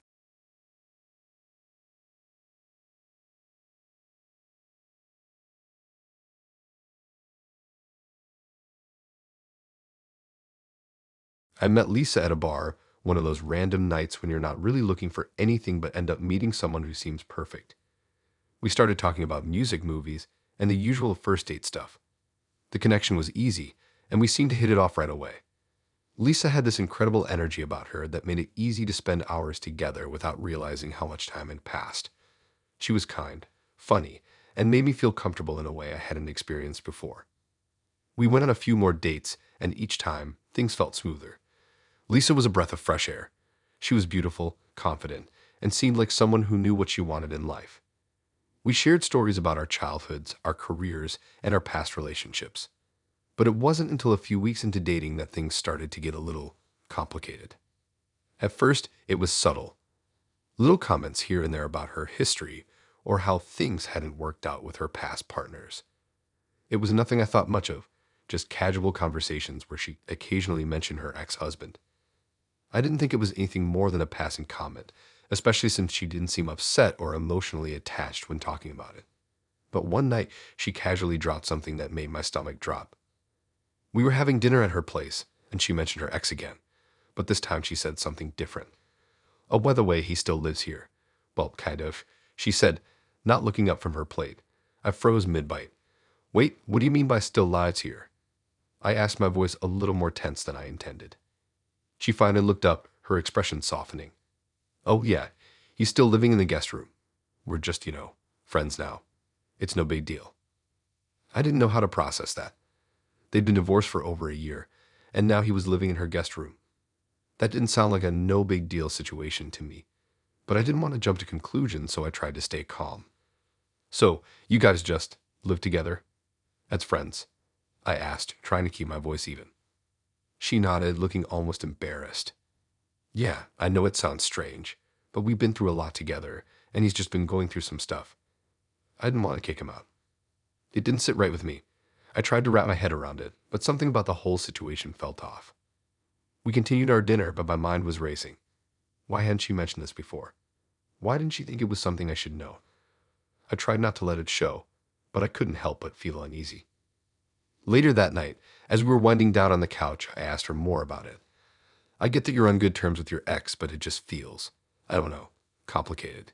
Is he staying with you indefinitely? I asked, carefully choosing my words. She sighed, leaning back on the couch. I know it sounds weird, but it's really not that complicated. He's just going through a tough time, and I didn't want to be heartless. We've been friends for years, and I didn't want him to feel alone. I understood that to some extent. I really did. But the more I thought about it, the more I realized that something didn't add up. Why would you let your ex live with you, especially when you're dating someone else? What kind of boundaries were in place? And why hadn't she mentioned it before? Over the next few days, I couldn't stop thinking about it. I started noticing little things that made me feel like I wasn't getting the full picture. Lisa would occasionally mention things about her ex, about how they used to spend time together or how he helped her with certain things around the house. It was all innocent enough, but it didn't feel right. Why was she still so involved in his life, especially when she was in a relationship with me? One night, I couldn't take it anymore. We were sitting on the couch, watching a movie, and I had a million questions in my head. I decided to ask her about her ex again, to get more clarity. Lisa, I said, my voice serious. I don't understand. Why does he still live with you? And why haven't you told me about it before? She hesitated, clearly uncomfortable. She didn't say anything at first, just stared at the screen, her eyes avoiding mine. I didn't think it was important, she finally said. He's just going through a rough time, and I didn't want to burden you with it. I was frustrated now, but I'm your boyfriend. Don't I deserve to know about things like this? I asked, my voice rising a little more than I intended. She winced, but didn't say anything. You're right. I should have told you, she said quietly. But it just felt easier not to. I didn't want you to think I was holding on to him, or that I was still attached. I'm not. I swear. Her words didn't make me feel any better. It just felt like excuses. If she wasn't attached to him, why was he still living with her? It didn't make sense. And no matter how much she reassured me, I couldn't shake the feeling that something wasn't right. I left her apartment that night, feeling more confused and hurt than ever. I didn't know what to think anymore. Part of me wanted to believe her. I wanted to trust that it was all innocent, that she was just trying to help an old friend. But another part of me felt betrayed. Why hadn't she been upfront about this from the start? Why had she kept it a secret? Over the next few days, I tried to distance myself from her. I didn't reach out as much. I needed space to think, to figure out what I wanted. And the more I thought about it, the more I realized that I didn't want to be in a relationship where I was constantly second to someone else. Her ex wasn't just a part of her past. He was still a part of her present. And no matter how much she tried to downplay it, that was a problem. I called her one last time. When she picked up, I didn't beat around the bush. I think we need to talk, I said. I don't know if I can do this anymore. She was quiet for a long moment. What do you mean? We're fine, aren't we? Her voice was shaky, but she was trying to sound calm. No, Lisa, I said, trying to steady my breath. I don't think we are. This situation with your ex, it's just too much for me. I can't keep pretending like it doesn't bother me, because it does. It's not just that you didn't tell me about him. It's that you're still letting him have such a big part of your life. And I don't want to be in a relationship like that. There was silence on the other end, and then she sighed. I'm sorry you feel that way, but I don't think I can change it. I knew then that it was over. It was clear that I would never be her priority. I was just another guy in the picture while she held on to the past, and I wasn't going to sit around and wait for her to figure things out. I ended things that night, and as hard as it was, I knew it was the right decision. I deserved someone who could fully commit to me, someone who wasn't still living in the past.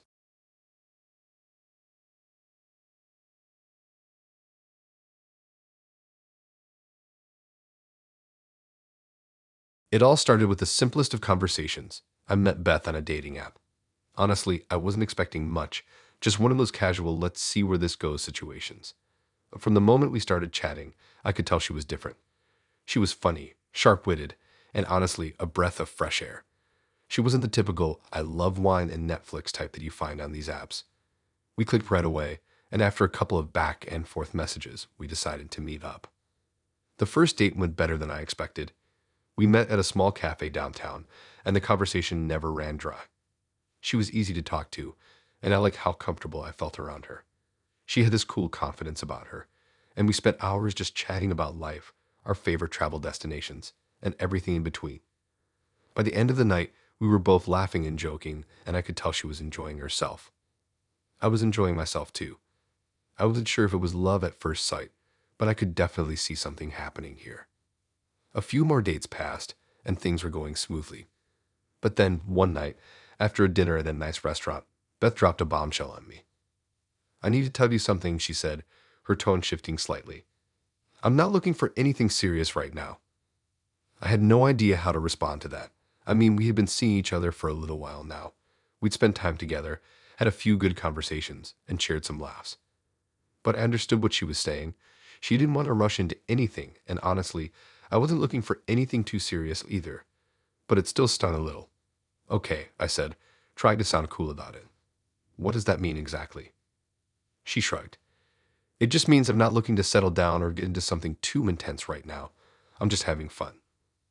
I wasn't sure how to feel about that. Part of me appreciated her honesty, but another part of me was a little disappointed. I wasn't looking for anything super serious either, But I didn't want to be strung along in some casual situation where I was just another guy in the rotation. But I didn't want to make a big deal out of it either, so I decided to keep things light. Things continued on in the same casual way for a while, but something started to feel off. Beth would still invite me over to hang out, sometimes at odd hours, like late at night. She'd send me a text or call me, asking if I wanted to come over.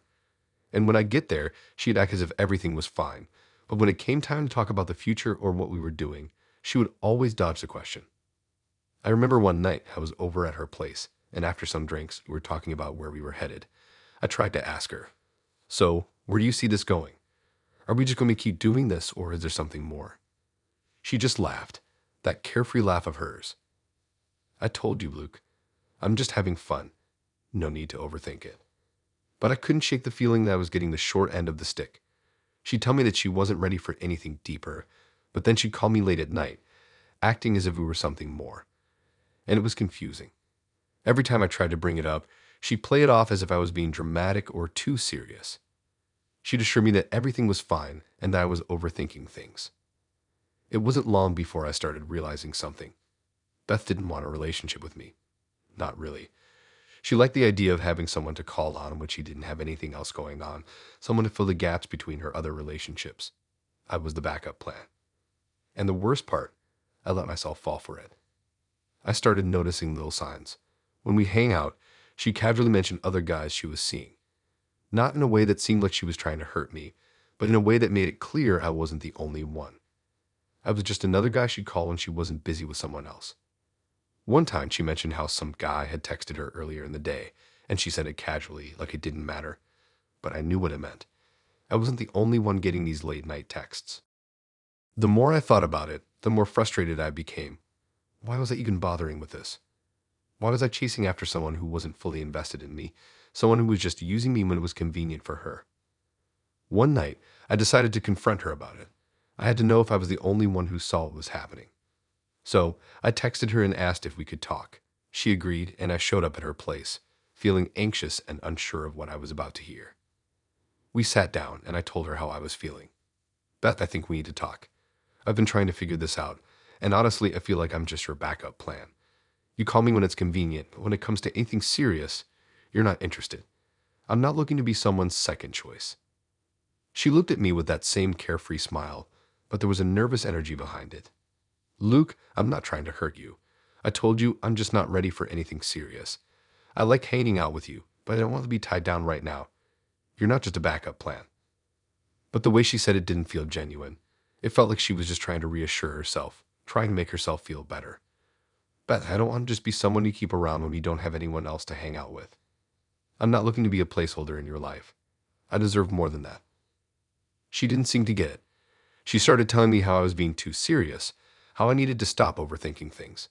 But I could see the truth in her eyes. She wasn't ready to settle down. Not with me, not with anyone. I was just someone she kept around because it was easy. And that's when it hit me. I was wasting my time.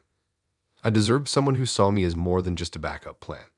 Someone who was fully invested, someone who was ready for something real. I didn't need to be second place. I ended things with her that night. It wasn't easy, and it wasn't something I wanted to do, but I knew it was the right choice. I wasn't going to be someone's option, someone they called when it was convenient. I deserved to be someone's priority. After it was over, I took some time for myself. I realized that I had let my emotions cloud my judgment. I had fallen for someone who wasn't ready for the same things I wanted. And while it stung, it was also a lesson learned. I knew that I would never settle for being someone's second choice again. I would wait for the kind of love that was real, the kind where both people were all in, not just when it was convenient.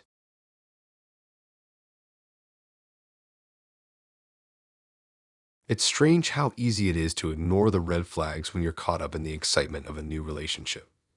When I first met Scott, everything seemed perfect. We met at a mutual friend's party, and from the moment we started talking, it felt like we had an instant connection. He was charming, easy to talk to, and had this laid-back vibe that made everyone feel comfortable.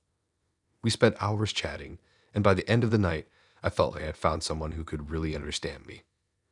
We started seeing each other regularly, and things moved quickly. We went on a couple of dates, spent time together on weekends, and before long, I felt like I could really see something long-term with him. He was attentive, always texting me to check in, asking how my day was going, and suggesting cute little date ideas. At first, it felt like I was the luckiest person in the world. But after a few weeks, I started noticing something that made me feel uneasy. It wasn't anything huge at first, just small things. Scott would text me constantly, even when I was at work or hanging out with friends. It was flattering at first, the way he always wanted to know how I was doing. But as the days went by, it started to feel like he was keeping tabs on me. I'd be with friends, and I'd see my phone lighting up with a series of texts from him. What are you doing? Are you okay? Where are you? At first, I thought I was overreacting. He was just being caring, right? But then it started getting more intense. Whenever I didn't reply immediately, I'd get another message, sometimes an hour later, asking if everything was okay or if I was mad at him. I couldn't breathe without him checking in. I started feeling like I was walking on eggshells, constantly worrying about whether he'd get upset if I didn't text him back right away. It didn't stop there. I began to notice how possessive he was over little things. One weekend, I went out with my friends to celebrate a birthday. We had a great time, dinner, drinks, and lots of laughs. But when I got home, I had a message from Scott that immediately made my stomach drop. How come you didn't tell me you were going out with them tonight? He asked, his tone cold. I felt my heart race as I tried to calm him down. Scott, it was a last-minute plan. I didn't think to mention it. But that wasn't good enough for him. I don't like you going out without telling me, he replied. You should have checked in with me first. I want to know where you are and who you're with. I didn't know how to respond. I felt like I was being suffocated. I had always been independent, and I didn't think there was anything wrong with spending time with my friends. But to Scott, it felt like a betrayal. The next few days were filled with tension. He didn't really apologize for his reaction, and I started noticing other things that made me uncomfortable. Whenever I'd suggest hanging out with friends, he'd act upset. Don't you want to spend time with me? He'd ask, his voice taking on that manipulative tone I'd begun to recognize. It feels like I'm not a priority to you anymore. I tried to explain that I needed time for myself and my friends, but it didn't seem to get through to him. Scott became more and more insistent. He started asking to tag along whenever I made plans. At first, I didn't mind. I thought it was sweet that he wanted to spend more time with me. But eventually, it started feeling like I was being cornered. Every time I tried to make plans without him, I could feel him getting upset, almost like I was doing something wrong. One day, I had planned a solo trip to the park to clear my head. I love being alone sometimes, especially after a long week. But as soon as I mentioned it to Scott, he immediately pushed back. You're going alone? He asked, clearly surprised. Why did you want me to come with you? I tried to explain that I just wanted some time to myself to enjoy a quiet day, but it didn't sit well with him. I just think it's weird, he said. Why would you want to be alone when we could be together? The guilt trip began. It was subtle at first, little comments here and there, like, I thought we were supposed to do everything together, or you're spending so much time alone lately. I realized that Scott didn't just want to be with me. He wanted to be the only person in my life. As the days went by, his behavior became more controlling. He would pick apart everything I did, how I dressed, how I spent my time, even the people I hung out with. I remember one time I posted a picture of myself and my friends at a concert. It was a fun night, and I thought nothing of it. But Scott didn't like the picture. He didn't like the way I was dressed, or the fact that I was out having fun without him. Why didn't you invite me? He asked. You know I don't like you going to those kinds of places without me. It was getting out of hand. I felt like I was losing myself in this relationship. Scott's possessiveness wasn't coming from a place of love. It was coming from a place of insecurity. It felt like he didn't trust me, like he was trying to control every aspect of my life. He wanted me to be with him all the time, and if I wasn't, he made me feel guilty for it. I tried to stand up for myself. Scott, I need space. I'm not asking for permission to live my life. I'm allowed to do things without you, I said, my voice firm. But his response wasn't understanding. I just want to be with you, he said. Why is that so wrong? Why do you keep pushing me away? It was like talking to a wall. No matter how much I tried to explain, it wasn't enough for him. The more I pushed for my own space, the more he pushed to keep me close. It started feeling like a toxic cycle, and I knew I couldn't continue down that path. I realized that I wasn't in a healthy relationship. I wasn't being treated as an equal. I was being controlled, manipulated, and made to feel guilty for wanting my own independence. I didn't want to lose myself in someone else's world. I needed to be free to make my own decisions and to spend time with people who respected my boundaries. Finally, I made the decision to walk away. I couldn't stay in a relationship that was slowly suffocating me. I couldn't let someone control my every move and manipulate my feelings. Breaking up with Scott wasn't easy. He didn't take it well. He tried to convince me that things would change, that he'd be better. But I knew better. I couldn't be in a relationship with someone who made me feel like I wasn't allowed to be myself. I needed space to breathe, to be me again. In the weeks that followed, I found myself rediscovering my independence. I reconnected with friends, spent time doing the things I loved, and focused on my own growth. It wasn't easy at first, but I knew I had made the right choice. I learned a lot from my relationship with Scott. I learned that love should never feel like a prison. It should never make you feel like you have to sacrifice your identity. Healthy relationships are built on trust, respect, and the freedom to be yourself. I was finally free to be me again, and that was the most important thing.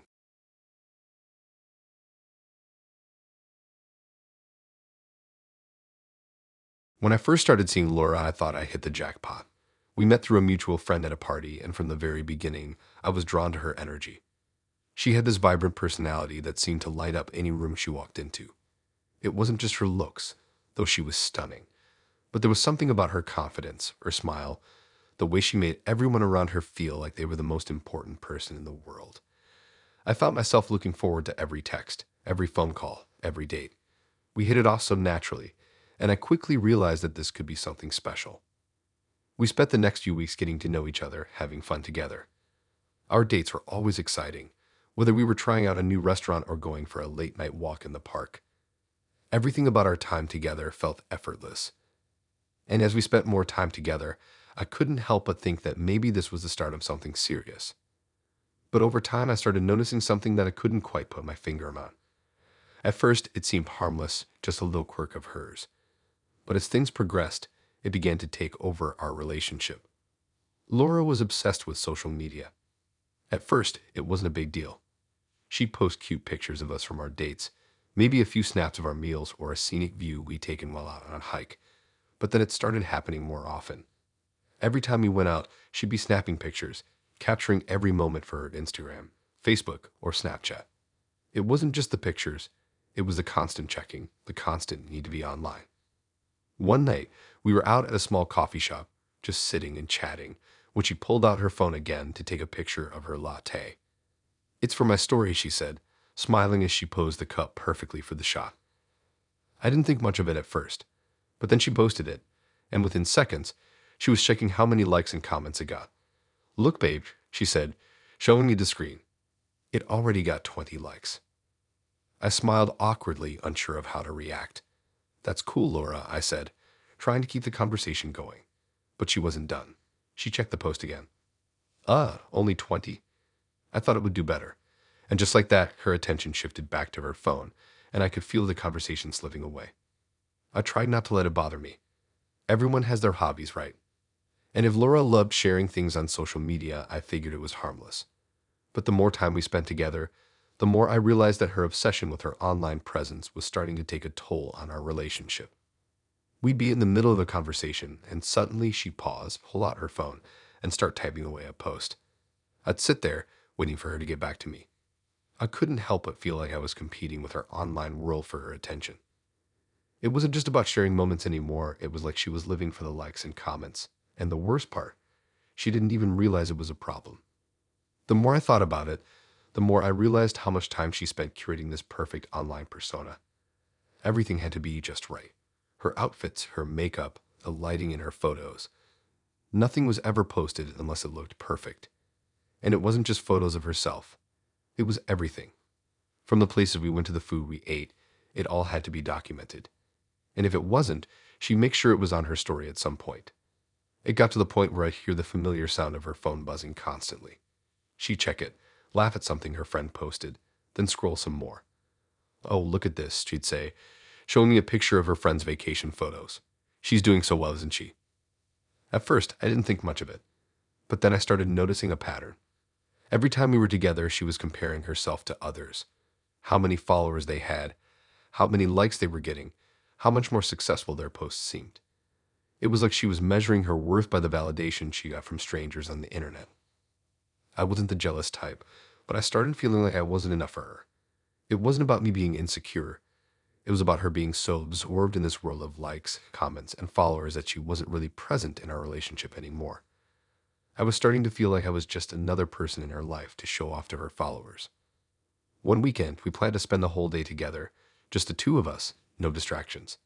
I was excited, thinking we could go on a hike and have a quiet, relaxed day. But as soon as we got to the trail, Laura started snapping pictures of the view. "Wait, let me get the perfect shot," she said, as we stood at the edge of the cliff, looking out over the valley below. It wasn't the first time she'd done this, but it was different this time. She seemed to be so focused on getting the right angle, the right lighting, that she didn't even notice I was standing there waiting for her to finish. After a while, she looked at me with a smile and said, "Okay, now we can enjoy the view." I felt a mix of frustration and confusion. "I thought we were supposed to be spending the day together, just us," I said, trying to keep my voice calm. She looked surprised. "We are, babe. I'm just posting a few things for my followers. You know how it is." But that was the thing. I didn't know how it was. I didn't understand why it mattered so much. To me, being in the moment was what mattered most. I wanted to spend time with her, not with her phone. But to Laura, it was like her entire life revolved around her online presence. I tried to talk to her about it, but every time I brought it up, she would get defensive. "You're being dramatic," she'd say. "It's just social media. It's not that serious." She would always brush it off like it was no big deal. But to me, it was becoming a big deal. One night, after a particularly frustrating evening where she spent the entire dinner looking at her phone and posting pictures of the food, I decided to confront her. "Laura, I need you to listen to me," I said, my voice firm. "I feel like I'm competing with your followers for your attention. Every time we're together, you're on your phone. You're not really present with me, and I don't know how to deal with that anymore." She looked at me, taken aback. "What are you talking about? I'm here with you, aren't I?" "No," I said, shaking my head. "You're here physically, but your mind is somewhere else. You're so caught up in what's happening online that you're not seeing what's happening in front of you. I need you to be present when we're together." She didn't respond right away. Instead, she looked at her phone for a few moments, then put it down on the table. "I didn't realize I was doing that," she said quietly. "I thought it was just harmless." I could see the sincerity in her eyes, and for a moment I thought maybe she understood. But the problem wasn't just about the phone. It was about her obsession with how she was perceived by others. It was about the way her sense of self-worth was tied to likes and comments. And as much as I cared about her, I knew I couldn't keep going in a relationship where I wasn't truly being seen for who I was, where I was just another accessory to her social media profile. That night, I decided to step back. I told Laura that I couldn't continue like this. I wasn't asking her to give up social media entirely, but I needed her to understand that real life, our relationship, was more important than what she posted online. She didn't take it well. She tried to convince me that I was overreacting, but deep down, I knew I had made the right decision. I needed someone who would be present with me, who would value time together, not just time spent curating a perfect image for the world to see. I walked away, heartbroken but knowing that I deserved more. I deserved someone who valued me, not just for the pictures I posted, but for who I was in real life.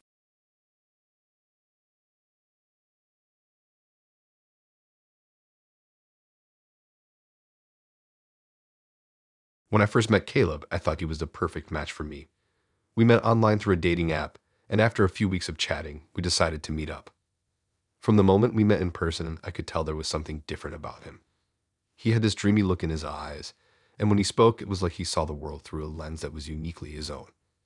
Caleb had this calm, thoughtful way of talking that made you want to listen to him. He wasn't like the other guys I dated. He was more introspective, more creative. He had a vision for his life, and he wasn't afraid to share it with me. We spent hours talking, sharing ideas about everything from art to philosophy. I was captivated by his passion, his ability to dream big and talk about the future with such enthusiasm. He had big plans, he told me, of becoming a famous artist. "I want to change the world with my art," he'd say, his eyes lighting up. "I want to create something that people will remember." And I believed him. I really did. I admired his ambition and the way he believed in his dreams so wholeheartedly. He wasn't like the other guys I'd met who were just coasting through life, working dead-end jobs and making excuses. Caleb was different. He was going to make it big, I thought. As we spent more time together, I found myself falling for him. It wasn't just the way he talked about his dreams, though. It was the way he made me feel, like I was part of something bigger, I was supporting him on this journey to greatness. He was always so positive, so optimistic about the future. He had this magnetic energy about him that made you believe anything was possible. I admired him for that. I liked how he encouraged me to follow my own passions, to chase after my dreams. He believed in me in a way that I hadn't experienced before. But over time, I started to notice something. As much as Caleb talked about his dreams and ambitions, he wasn't actually doing anything to make them a reality. He would talk about his art, about how he was going to be famous one day, but when it came to actually putting in the work, he always had an excuse. "I'm not inspired yet," he'd say when I asked about his progress on a new piece of art. Or, "I just hadn't had the time, life's been busy." At first, I brushed it off. He was an artist, I thought. Inspiration comes and goes. Maybe he just needed time. But as the weeks passed, I realized that Caleb wasn't just waiting for inspiration, he was avoiding it. He wasn't doing anything to further his career, and when I tried to push him to take action, he always had an excuse. He would talk about how he needed the perfect moment, the right environment, the perfect materials. But nothing ever seemed to be perfect enough for him to actually start working. Meanwhile, I was going to work every day, paying my bills, and doing everything I could to build my own future. It started to feel like I was the only one putting in the effort. I had dreams too. I wanted to be successful in my own right, but I wasn't going to wait for some magical moment to make it happen. I was taking action every day, and I was moving forward in my life. But Caleb was stuck. He was always talking about what he wanted to do, but never actually doing anything. He was the kind of person who could tell you all about his goals, but when it came to the steps required to achieve them, he had nothing to show for it. One evening, I decided to confront him about it. We were sitting at his apartment, and he was telling me again about how his art was going to change the world. He was passionate, as always, but this time, I couldn't ignore the nagging feeling that had been building in me for weeks. "Caleb," I said, "I've been listening to you talk about your dreams for a while now, but I don't see you taking any steps toward making them happen. You keep saying that you want to be this big, famous artist, but you're not doing anything to work towards it. It's been months, and I haven't seen you pick up a brush or start a project." He looked at me, his expression shifting from excitement to defensiveness. "I'm waiting for the right time," he said, his voice a little more tense than usual. "You can't rush creativity, Grace. It has to come naturally. If I force it, it won't be authentic." I shook my head. "It's not about forcing it, Caleb. It's about putting in the work. You can't just wait for inspiration to strike. You have to create your own opportunities. If you really want this, you need to start taking action, even if it's not perfect." He sighed, leaning back in his chair. "I don't think you understand. It's not that simple. Art is something that has to come from the soul. It can't be rushed. I'm just not there yet." That's when it hit me. Caleb wasn't just struggling with his art, he was avoiding it. He was using his dream as an excuse to not take responsibility for his life. And I realized that I couldn't keep waiting for him to get there. I couldn't keep investing my time and energy into someone who wasn't willing to invest in themselves. I took a deep breath, trying to keep my emotions in check. "I get it, Caleb, but I can't keep waiting for you to start living your life. I'm not going to sit here and watch you waste your potential. I need someone who is working toward their future, not just talking about it." He didn't say anything for a long time. We just sat there, a silence between us thick and uncomfortable.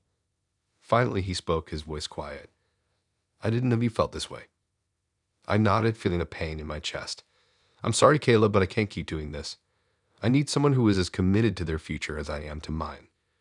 You're stuck, and I can't stay in that place with you." The look on his face was one of surprise, but also a hint of understanding. He didn't argue with me. He didn't try to convince me that things would change. And that's when I knew I had made the right decision. I had given him enough time, enough chances to prove that he was serious about his dreams. But he wasn't. And that wasn't fair to me. I walked away that night, my heart heavy but my mind clear. I had learned a hard lesson. Sometimes you can't wait for someone to change. They have to want it for themselves. You can't carry someone else's dreams, no matter how much you care about them. And no matter how much I wanted Caleb to be the person I thought he could be, I couldn't wait around while he let his potential slip away. As I moved on from Caleb, I focused on myself. I worked harder, pushed myself further, and pursued my own dreams with more determination than ever before. And eventually, I realized that being with someone who wasn't willing to put in the effort would only hold me back. I needed someone who was just as motivated and ambitious as I was, someone who wasn't waiting for the right time but was already making their own time. And I knew that with or without Caleb, I was going to keep moving forward, chasing my dreams and building my future.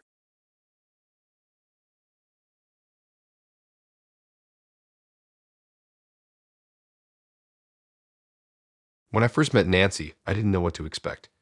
We met through a mutual friend at a party, and to be honest, I wasn't looking for anything serious. I wasn't in a rush to settle down or anything, but when we started talking, I couldn't help but feel like there was something special about her. Nancy was different from the other women I had dated. She was charming, confident, and had this energy about her that made you want to be around her. We talked for hours that night, and by the end of the evening, I found myself wanting to see her again. The next few weeks were a whirlwind. We went out on a few more dates, and it felt like things were moving quickly, but in the best way possible. We clicked, and I found myself looking forward to every moment we spent together. She made me feel like I mattered, and for the first time in a while, I started to feel like maybe this could be something real. But after a while, I started to notice things that didn't sit right with me. At first, they were small, though comments here and there, but as time went on, it became harder to ignore. Nancy was starting to act like she was entitled to more than just my time. She seemed to think that everything I did should revolve around her, and it started to feel like I was losing my independence. It wasn't like she was outright demanding anything from me at first. It started with simple requests, asking if I could spend more time with her or if we could do something together. But then it became clear that she wasn't just asking. She was expecting. If I made plans with my friends or had something else going on, she would get upset. "Why don't you ever spend time with me?" she would say. "It's always your friends or your job. What about me?" I tried to explain that I needed time for myself, that I had other obligations, but she didn't seem to understand. "I'm your girlfriend. I should be your priority," she would say, and every time she said it, I felt a little more suffocated.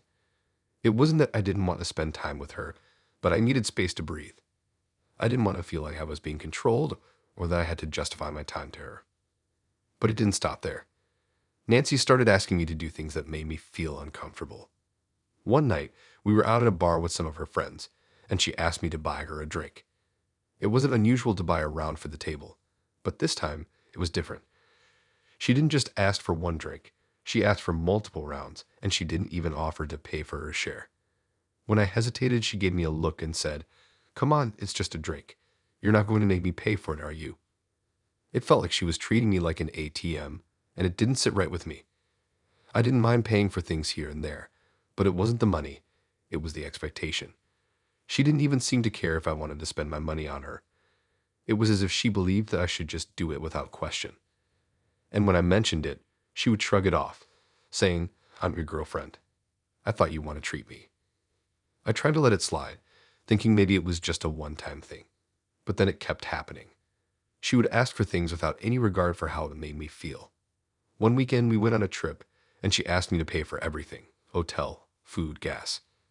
I had no problem splitting things with her, but it was clear she expected me to cover all the expenses. When I tried to discuss it, she would get defensive, accusing me of being cheap or not caring about her. It was like no matter what I did, I couldn't win. It didn't just stop at money, though. Nancy started becoming more and more possessive of my time. If I went out with my friends or had plans without her, she would act distant, like she was upset. "Why don't you want to spend time with me?" she'd ask. "Am I not good enough for you?" The guilt trips were subtle at first, but they became more intense as time went on. She made me feel like if I didn't spend every waking moment with her, I was somehow failing as a boyfriend. It wasn't just her expectations that bothered me.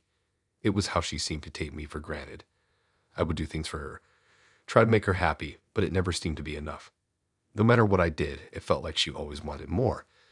If I did something nice, like planning a surprise date or getting her a gift, she would say, "It's nice, but I thought you'd do something more special." It was like she could never be satisfied. One night, after a particularly long week at work, I told her I needed to relax at home and watch a movie. I was exhausted and just wanted to unwind, but when I mentioned it to her, she acted like it was a personal offense. "You're always busy," she said, her voice tinged with annoyance. "I never get to see you when I want to." I tried to explain that I was tired and needed some space, but she wasn't having it. "You're always making excuses," she snapped. "I'm right here, and you're ignoring me. It's like I'm not a priority." That was when I realized how selfish she had become.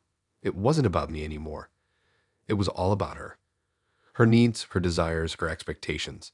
None of it took my feelings into account. She wanted me to be everything for her, and I was beginning to feel like I was losing myself in the process.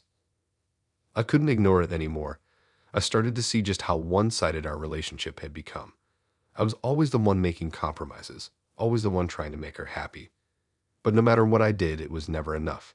She never took my needs or boundaries into account.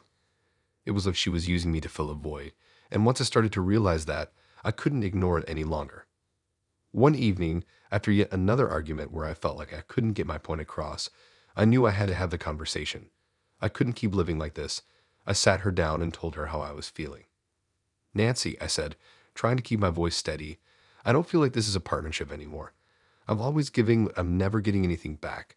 I feel like I'm just here to serve your needs, and it's draining me." She looked at me, her face a mixture of confusion and defensiveness.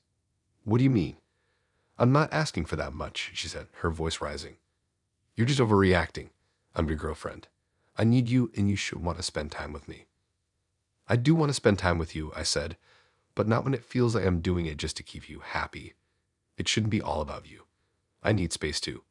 I need to be able to do things for myself, and I don't feel like that's allowed in this relationship." She was quiet for a moment, and then she sighed. "You're selfish, you know that. You're just looking for an excuse to avoid me." That was the moment I realized that this wasn't a healthy relationship. She wasn't interested in working together. She wasn't interested in compromise. She just wanted everything to revolve around her, and I couldn't do that anymore. I couldn't keep sacrificing my own happiness for someone who wasn't willing to consider mine. I ended things that night. It wasn't easy, and it wasn't something I wanted to do, but I knew I had to. I couldn't keep pouring myself into a relationship that wasn't getting anything back. I had to put myself first for once. In the weeks that followed, I focused on rediscovering who I was outside of the relationship. I spent time with my friends, took up hobbies I had neglected, and started to feel like myself again. It was hard at first, but I knew it was the right decision. I realized that I deserve a relationship where both people give equally, where both people's needs and boundaries are respected. I wasn't going to settle for someone who only cared about their own wants, no matter how much I cared about them. I learned that love isn't just about giving, it's about balance, and sometimes walking away is the best thing you can do for yourself.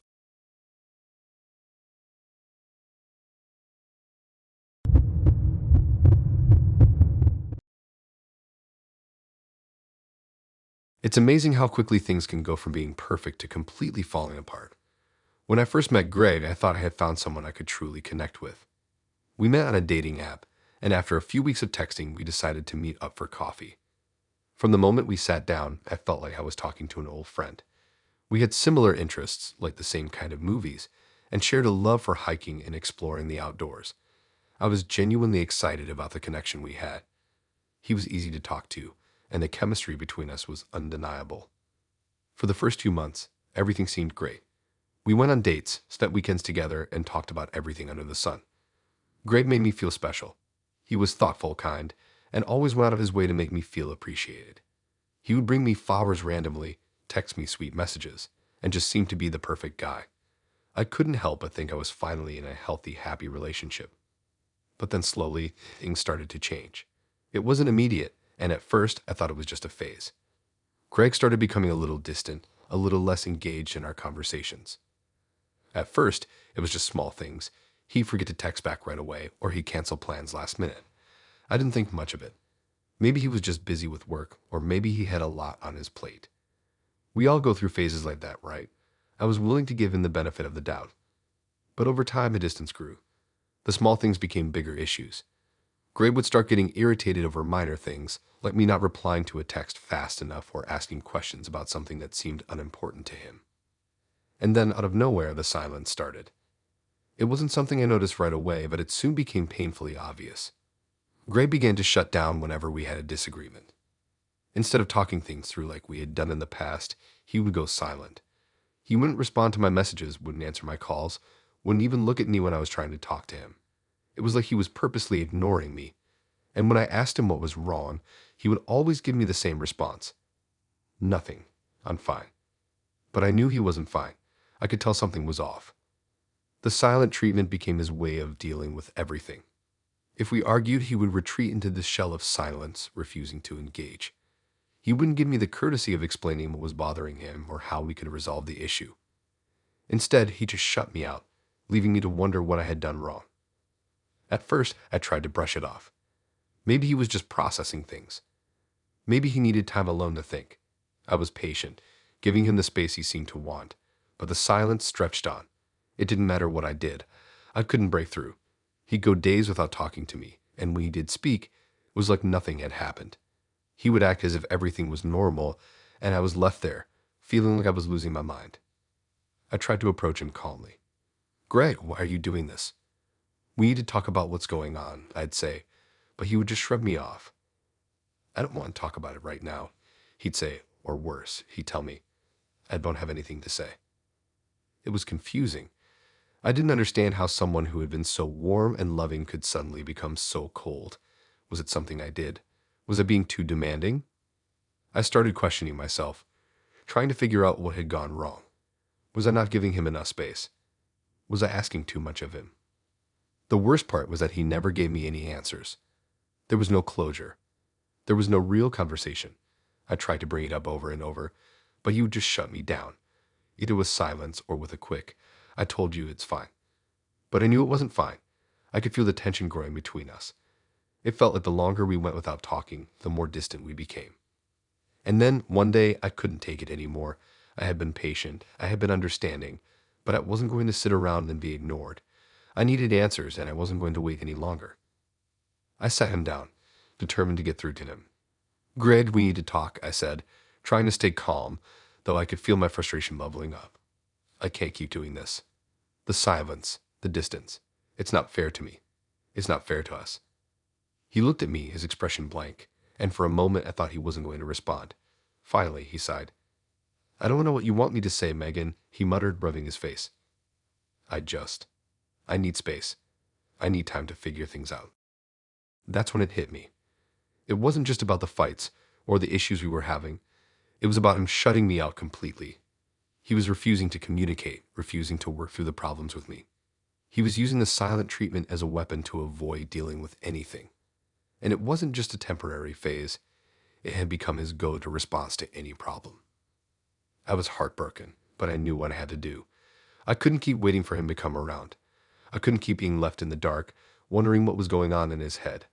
I needed someone who would communicate, who would work through issues with me instead of avoiding them. I needed someone who was willing to be honest and vulnerable, not someone who would retreat into silence whenever things got tough. "Greg, I can't do this anymore," I said, my voice shaking. "I can't be in a relationship where I'm constantly wondering if you're going to shut me out. I need more than this. I need someone who wants to talk, who wants to work things out, not someone who's going to ignore me when things get hard." He didn't say anything. He didn't try to stop me, didn't beg me to stay. He just sat there looking at me with that same blank expression. And in that moment, I realized that I had been waiting for him to change, waiting for him to open up. But he wasn't going to. Not unless he wanted to. I walked away that night. It was hard, harder than I expected, but I knew it was the right choice. I had to take care of myself. I had to stop letting his silence dictate my life, stop letting his refusal to communicate control my happiness.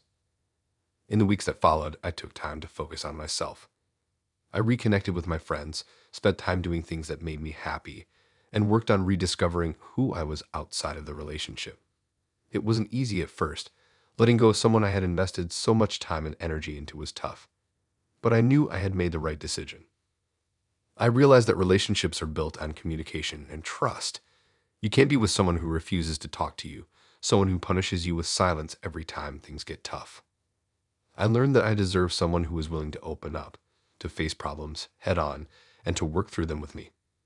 Silence may work for a while, but it can't be the foundation of a healthy relationship. Looking back, I can see that the silence wasn't just a lack of communication, it was a way for Greg to control the relationship. He wasn't interested in resolving issues and growing together. He was only interested in avoiding conflict, and that wasn't something I was willing to tolerate anymore. I'm not angry with him anymore. I understand that people handle their emotions differently, and I understand that not everyone is ready to communicate in the way I need. But I also know that I can't settle for someone who isn't willing to meet me halfway.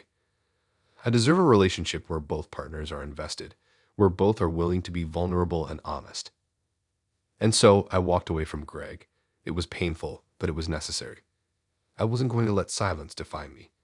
I wasn't going to let it control my happiness. And from that moment on, I knew I would never settle for anything less than a relationship built on trust, respect, and communication.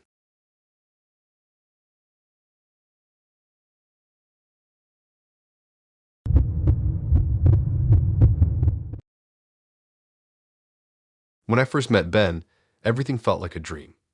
We met through some mutual friends at a get-together, and we instantly clicked. He had this charm about him. He was funny, easygoing, and had an infectious smile that could light up a room. We spent the evening talking and laughing, and by the end of the night, I found myself wanting to see him again. He was the kind of guy you wanted to be around, someone who could make you feel good about yourself without even trying.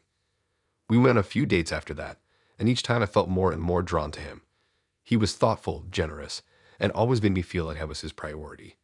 He would send me sweet texts throughout the day, asking how I was doing, and would always go out of his way to make me feel appreciated. I thought I had finally found someone who understood me, someone who could treat me the way I had always hoped to be treated. But as time went on, things started to shift. The first few months were great, but then something changed. Ben started getting upset over the smallest things. It wasn't anything big at first, just little things that seemed to set him off. For example, if I didn't reply to his text right away, he would get frustrated. If I was a few minutes late meeting him, he would act like I had committed some terrible offense. It was almost like he expected everything to go exactly as he wanted, and if it didn't, he would get angry. At first, I didn't think much of it. We all have our bad days, right? I told myself that maybe he was just stressed or had a lot on his mind. But as these little outbursts started happening more frequently, I began to feel like I was walking on eggshells around him. I started to second guess myself, wondering if I was doing something wrong or if I was somehow triggering these reactions. But it was hard to keep up with the constant changes in his mood. One minute, he would be the sweet, charming guy I had fallen for, and the next, he would be a completely different person, someone I didn't even recognize. I tried talking to him about it, hoping he would understand. Ben, I've noticed you've been getting upset over little things lately, I said one evening. Is everything okay? He looked at me, his expression softening, but there was still something in his eyes that made me uneasy.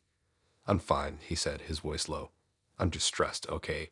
You don't have to make a big deal. But it was a big deal. His anger wasn't just a result of stress.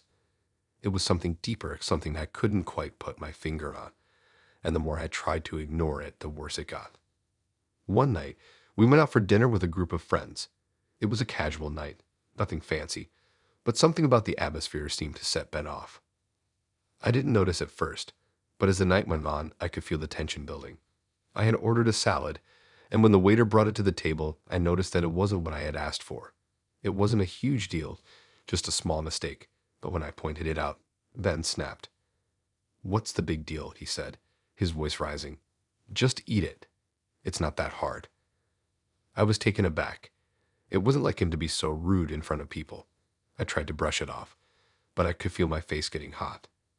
Ben, it's just that I ordered something else. I'm not trying to make a scene. But it didn't matter. He was already upset and his temper flared. You're always making a big deal out of nothing. Just stop complaining, he snapped, and I could feel everyone else at the table awkwardly looking away, not sure how to react. I was humiliated. I tried to calm him down. Ben, it's not a big deal. We can just ask them to fix it. But he wasn't listening anymore. His face was red, and I could see the anger boiling over in his eyes. You always act like everything has to go your way. It's exhausting, he said, his voice louder than before. The rest of the dinner was a blur. I couldn't focus on anything except the way he was acting. The night had been ruined, and I felt humiliated. When we got in the car to head home, I didn't say a word. He didn't apologize. He just drove in silence, and I could feel the tension in the air. When we got back to his apartment, I finally confronted him. What was that about? I asked, my voice shaking. Why did you snap at me in front of everyone? That wasn't like you. He looked at me, his expression hardening. I don't know, okay. Sometimes I get frustrated, and I don't know how to handle it. You always act like everything is perfect, and it's not. Nothing is perfect. I stood there for a moment, trying to make sense of what he was saying. Ben, I don't expect everything to be perfect. I just want to be treated with respect. I don't deserve to be yelled like that. He didn't say anything for a long time. I could see him battling with himself, and part of me wanted to believe he was sorry. But another part of me knew that this wasn't the first time something like this had happened, and I was starting to feel like it wouldn't be the last. The next few weeks were more of the same. Ben's temper continued to flare up over the smallest things, and I found myself walking on eggshells, trying not to set him off. I tried to talk to him about it, but every time I brought it up, he would deny that he had a problem. He would apologize, but the apologies never lasted long. It always felt like he was just trying to smooth things over so I wouldn't leave, but nothing changed. One evening, after yet another argument where Ben yelled at me for something trivial, I found myself sitting in my car outside his apartment, wondering what I was doing. I had spent so much time trying to make it work, trying to understand him, but the reality was clear. He had a temper, and I didn't deserve to be treated this way. No matter how much I loved him, I couldn't keep putting up with his outbursts. I couldn't keep letting him push me around and make me feel like I was the problem. I had to leave. I knew it.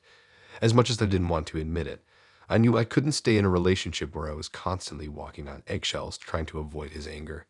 It wasn't healthy, and it wasn't love. That night, I packed my things and left his apartment. When he called, I didn't answer.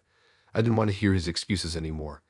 I didn't want to hear him say sorry again, and promised that it would change because deep down I knew it wouldn't.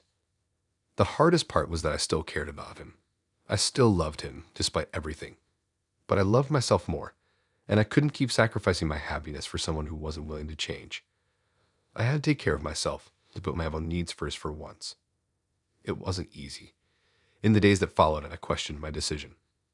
I wondered if I had done the right thing, but the more time I spent away from him, the more I realized how much better I felt.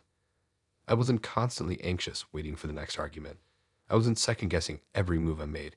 I was free. I learned a valuable lesson from my relationship with Ben. Love should never come with fear. It should never make you feel small or unimportant. I deserved someone who would treat me with kindness and respect, not someone who would use their temper to control me. And as hard as it was to let go, I knew I had made the right choice. I wasn't going to settle for anything less than a love that made me feel safe, appreciated, and valued.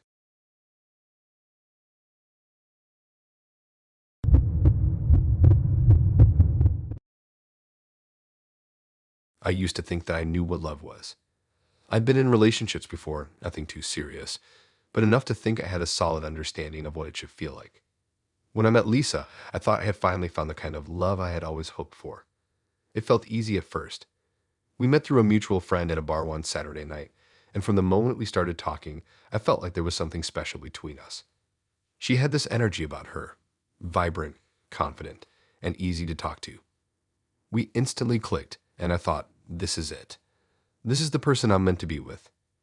We went on a few dates, and each one felt better than the last. Lisa was everything I was looking for, smart, funny, and attractive. She had a way of making me feel like the center of her world, and that felt amazing.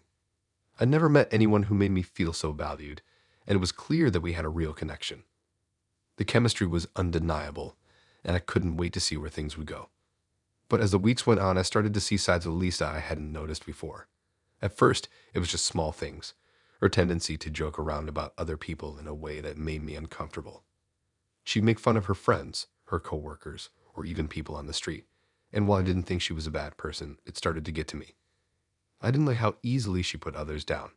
She wasn't cruel about it, but it was just unkind. I'd laugh it off at first, but the more she did it, the more I started to feel uneasy. It felt like I was constantly being told how everyone else was wrong, and I started to wonder what she said about me when I wasn't around. Still, I ignored it. I told myself I was just overthinking things. Maybe it was just her sense of humor. But then, one day, something happened that changed everything. It was a Saturday afternoon, and we decided to go out for brunch. The restaurant was busy, and there was a bit of a wait, but we didn't mind.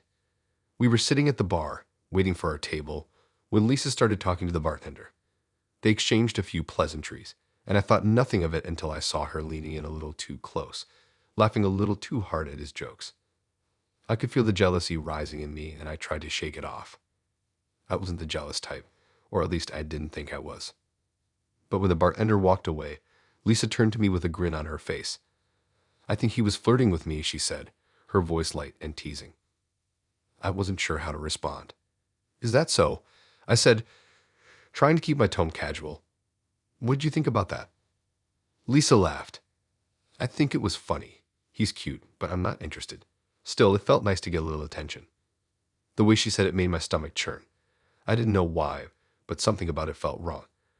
I didn't like the way she seemed to thrive on the attention of others, especially when she knew it made me uncomfortable. I didn't want to come off as possessive, but I couldn't help it. I wanted to be the one she focused on, the one who made her feel special. But that wasn't what bothered me the most. What bothered me was the way she treated other people. It wasn't just the little jokes she made about people behind their backs. It was the way she talked about them when they weren't around, as if they were beneath her. She would make fun of people who didn't have the same interests as her or who didn't live up to her standards. It wasn't just harmless teasing, it was mean, and it made me uncomfortable. I started to realize that Lisa's kindness was conditional. She was only kind to people who could give her something in return. If someone didn't meet her expectations, she would write them off without hesitation.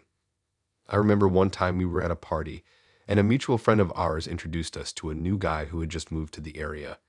He seemed nice enough, a little shy, but polite. But when Lisa started talking to him, I could see the change in her.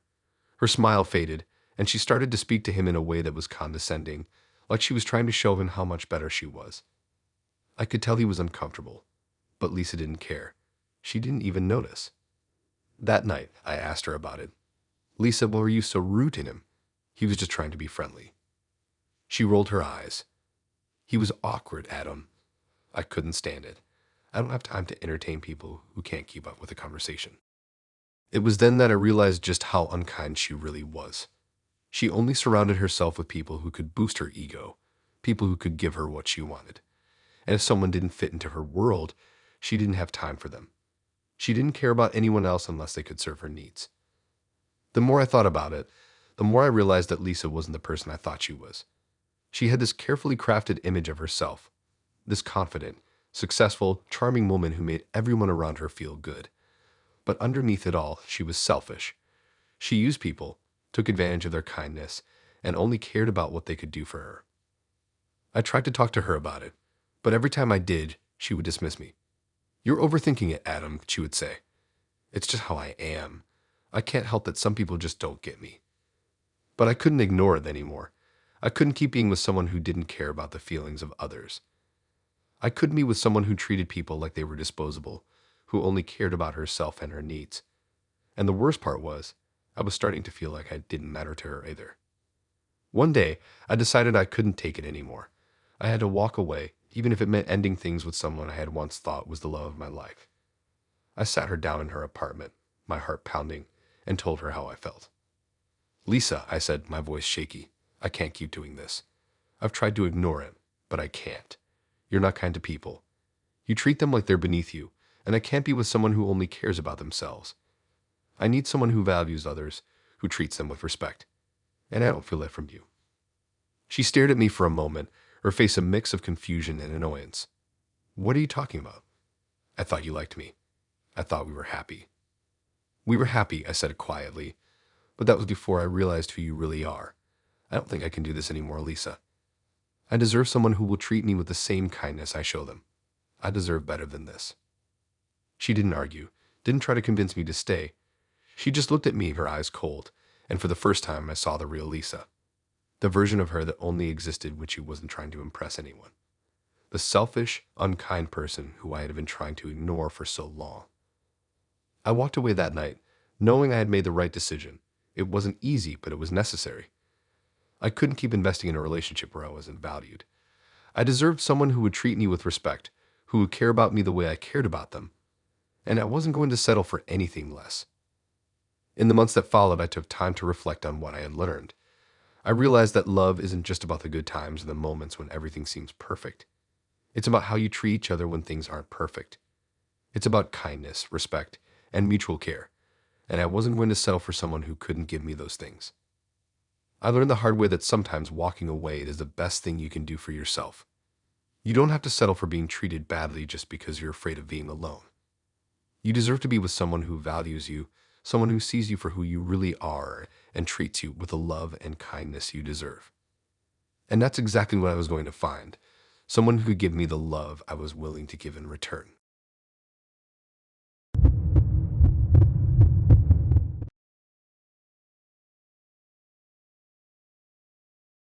When I first met Jeff, I had no idea that my world was about to change. We met through friends at a party, and from the moment we started talking, I felt an instant connection. He was funny, charming, and had a way of making everyone feel comfortable. It wasn't long before we started dating, and everything felt right.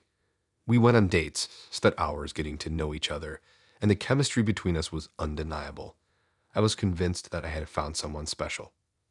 For the first few months, things were great. We had fun together, shared our thoughts and dreams, and laughed until our stomachs hurt. I was happy, and I thought Jeff was too.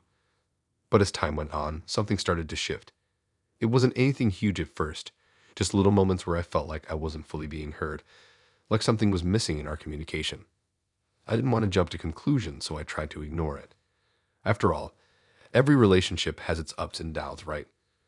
But the problem wasn't just small misunderstandings, it was something deeper. Jeff started becoming more and more distant. I noticed that he would shut down whenever I tried to talk to him about something that was bothering me. At first, I thought maybe he just needed space. Maybe he was stressed from work, or maybe he was just going through a phase. But as the weeks went by, it became clear that this wasn't just a temporary thing. Jeff was withdrawing from me, and I had no idea why. The first time I noticed it was when I asked him about his day. We had just finished dinner, and I could tell something was on his mind. I asked him if everything was okay, and he just nodded, giving me a quick, "Yeah, it's fine," before changing the subject. Normally, we would have talked about our days, shared stories, and laughed about something funny that happened. But that night, he wasn't interested. He barely spoke to me for the rest of the evening. I tried not to overthink it, but I couldn't shake the feeling that something was wrong. Over the next few days, things didn't improve. Jeff seemed to pull away more and more. We would hang out, but the conversations felt forced, and there was this uncomfortable silence between us. It was like he wasn't really there anymore, not mentally, not emotionally. I tried to ask him what was going on, but every time I brought it up, he would just shut down and give me a vague response, like he didn't want to deal with it. "Jeff, what's happening? You're not acting like yourself," I said one evening after another night of awkward silence. "Is it something I did? Are you mad at me?" He looked at me for a moment, his eyes distant, before he sighed and shook his head. "No, Claire, I'm not mad. I'm just tired. I've got a lot on my plate right now. Can we just drop it?" I tried to press further, but he was already getting defensive. "I don't want to talk about it," he said, his voice rising slightly. "Just leave it alone." And that was the pattern. Every time I tried to talk to him, every time I tried to open up a conversation, he would shut me down. He would either brush me off or get frustrated with me, accusing me of overreacting. The more he withdrew, the more desperate I became to fix it, to make things right. But the harder I tried, the worse things got. The silence grew, and I started to feel like I was losing him without ever knowing why. The worst part wasn't the silence. It was the way he treated me when I needed him the most. He would avoid eye contact, change the subject when I brought up something important, and sometimes I would find myself talking to a wall. It was like I wasn't even there. I would sit next to him on the couch, and he would be on his phone, completely ignoring me. I would try to start a conversation, but he would either give me one-word answers or just look at me blankly, like he couldn't be bothered. There were moments when I would sit in silence, wondering if I was being too needy or if I was just overthinking everything. But deep down, I knew something was wrong. This wasn't how a relationship should feel. A relationship should have open communication, honesty, and mutual respect. But with Jeff, it felt like I was walking on eggshells, constantly trying to get him to talk, to open up and to care. I was giving everything I had, but he wasn't meeting me halfway. I tried to distract myself, to focus on other things, work, friends, hobbies, but no matter what I did, I kept coming back to the same problem. Jeff was emotionally unavailable. And the more time passed, the more I started to feel like I wasn't enough for him. I was there for him, supporting him through everything, but he wasn't there for me. He wasn't emotionally present, and that was something I couldn't ignore anymore. One evening, after weeks of being ignored and shut down, I decided I couldn't take it anymore. I needed to know what was going on. I needed to know if there was any hope for us, or if I was just wasting my time. "Jeff," I said, my voice shaking slightly, "I can't keep doing this. I need you to talk to me. I can't keep feeling like I'm the only one trying. I need to know what's going on with you." He looked at me, his expression blank, and for a moment I thought he wasn't going to respond. But then, after what felt like an eternity, he sighed and looked down at his hands. "I don't know, Claire," he said quietly. I've just been pulling away. I don't know why, but I can't seem to get myself to open up to you. I felt my heart sink. Why? Why would you talk to me? I'm here for you. I want to help. He looked up at me, his eyes filled with frustration. I don't know, okay? I don't know why I'm like this. I get overwhelmed, and I shut down. I don't know how to deal with it, and it's easier to just keep it to myself. I sat there stunned. This wasn't the answer I had been hoping for. I wanted to hear him say that he was willing to work on things, that he wanted to be there for me the way I was there for him. But instead, I was faced with a man who didn't even know how to communicate his feelings. And in that moment, I realized that this wasn't something I could fix. This wasn't something I could change. I had been holding on to the hope that things would get better, that Jeff would eventually open up. But the truth was, he wasn't ready to change. He wasn't ready to give me what I needed, and no matter how much I tried to help him, I couldn't make him care enough to meet me halfway. I stood up, my heart heavy. I can't keep doing this, Jeff. I can't keep trying to fix something that you're not willing to work on. I need someone who is emotionally available, someone who is willing to talk and be present. I can't keep waiting for you to open up.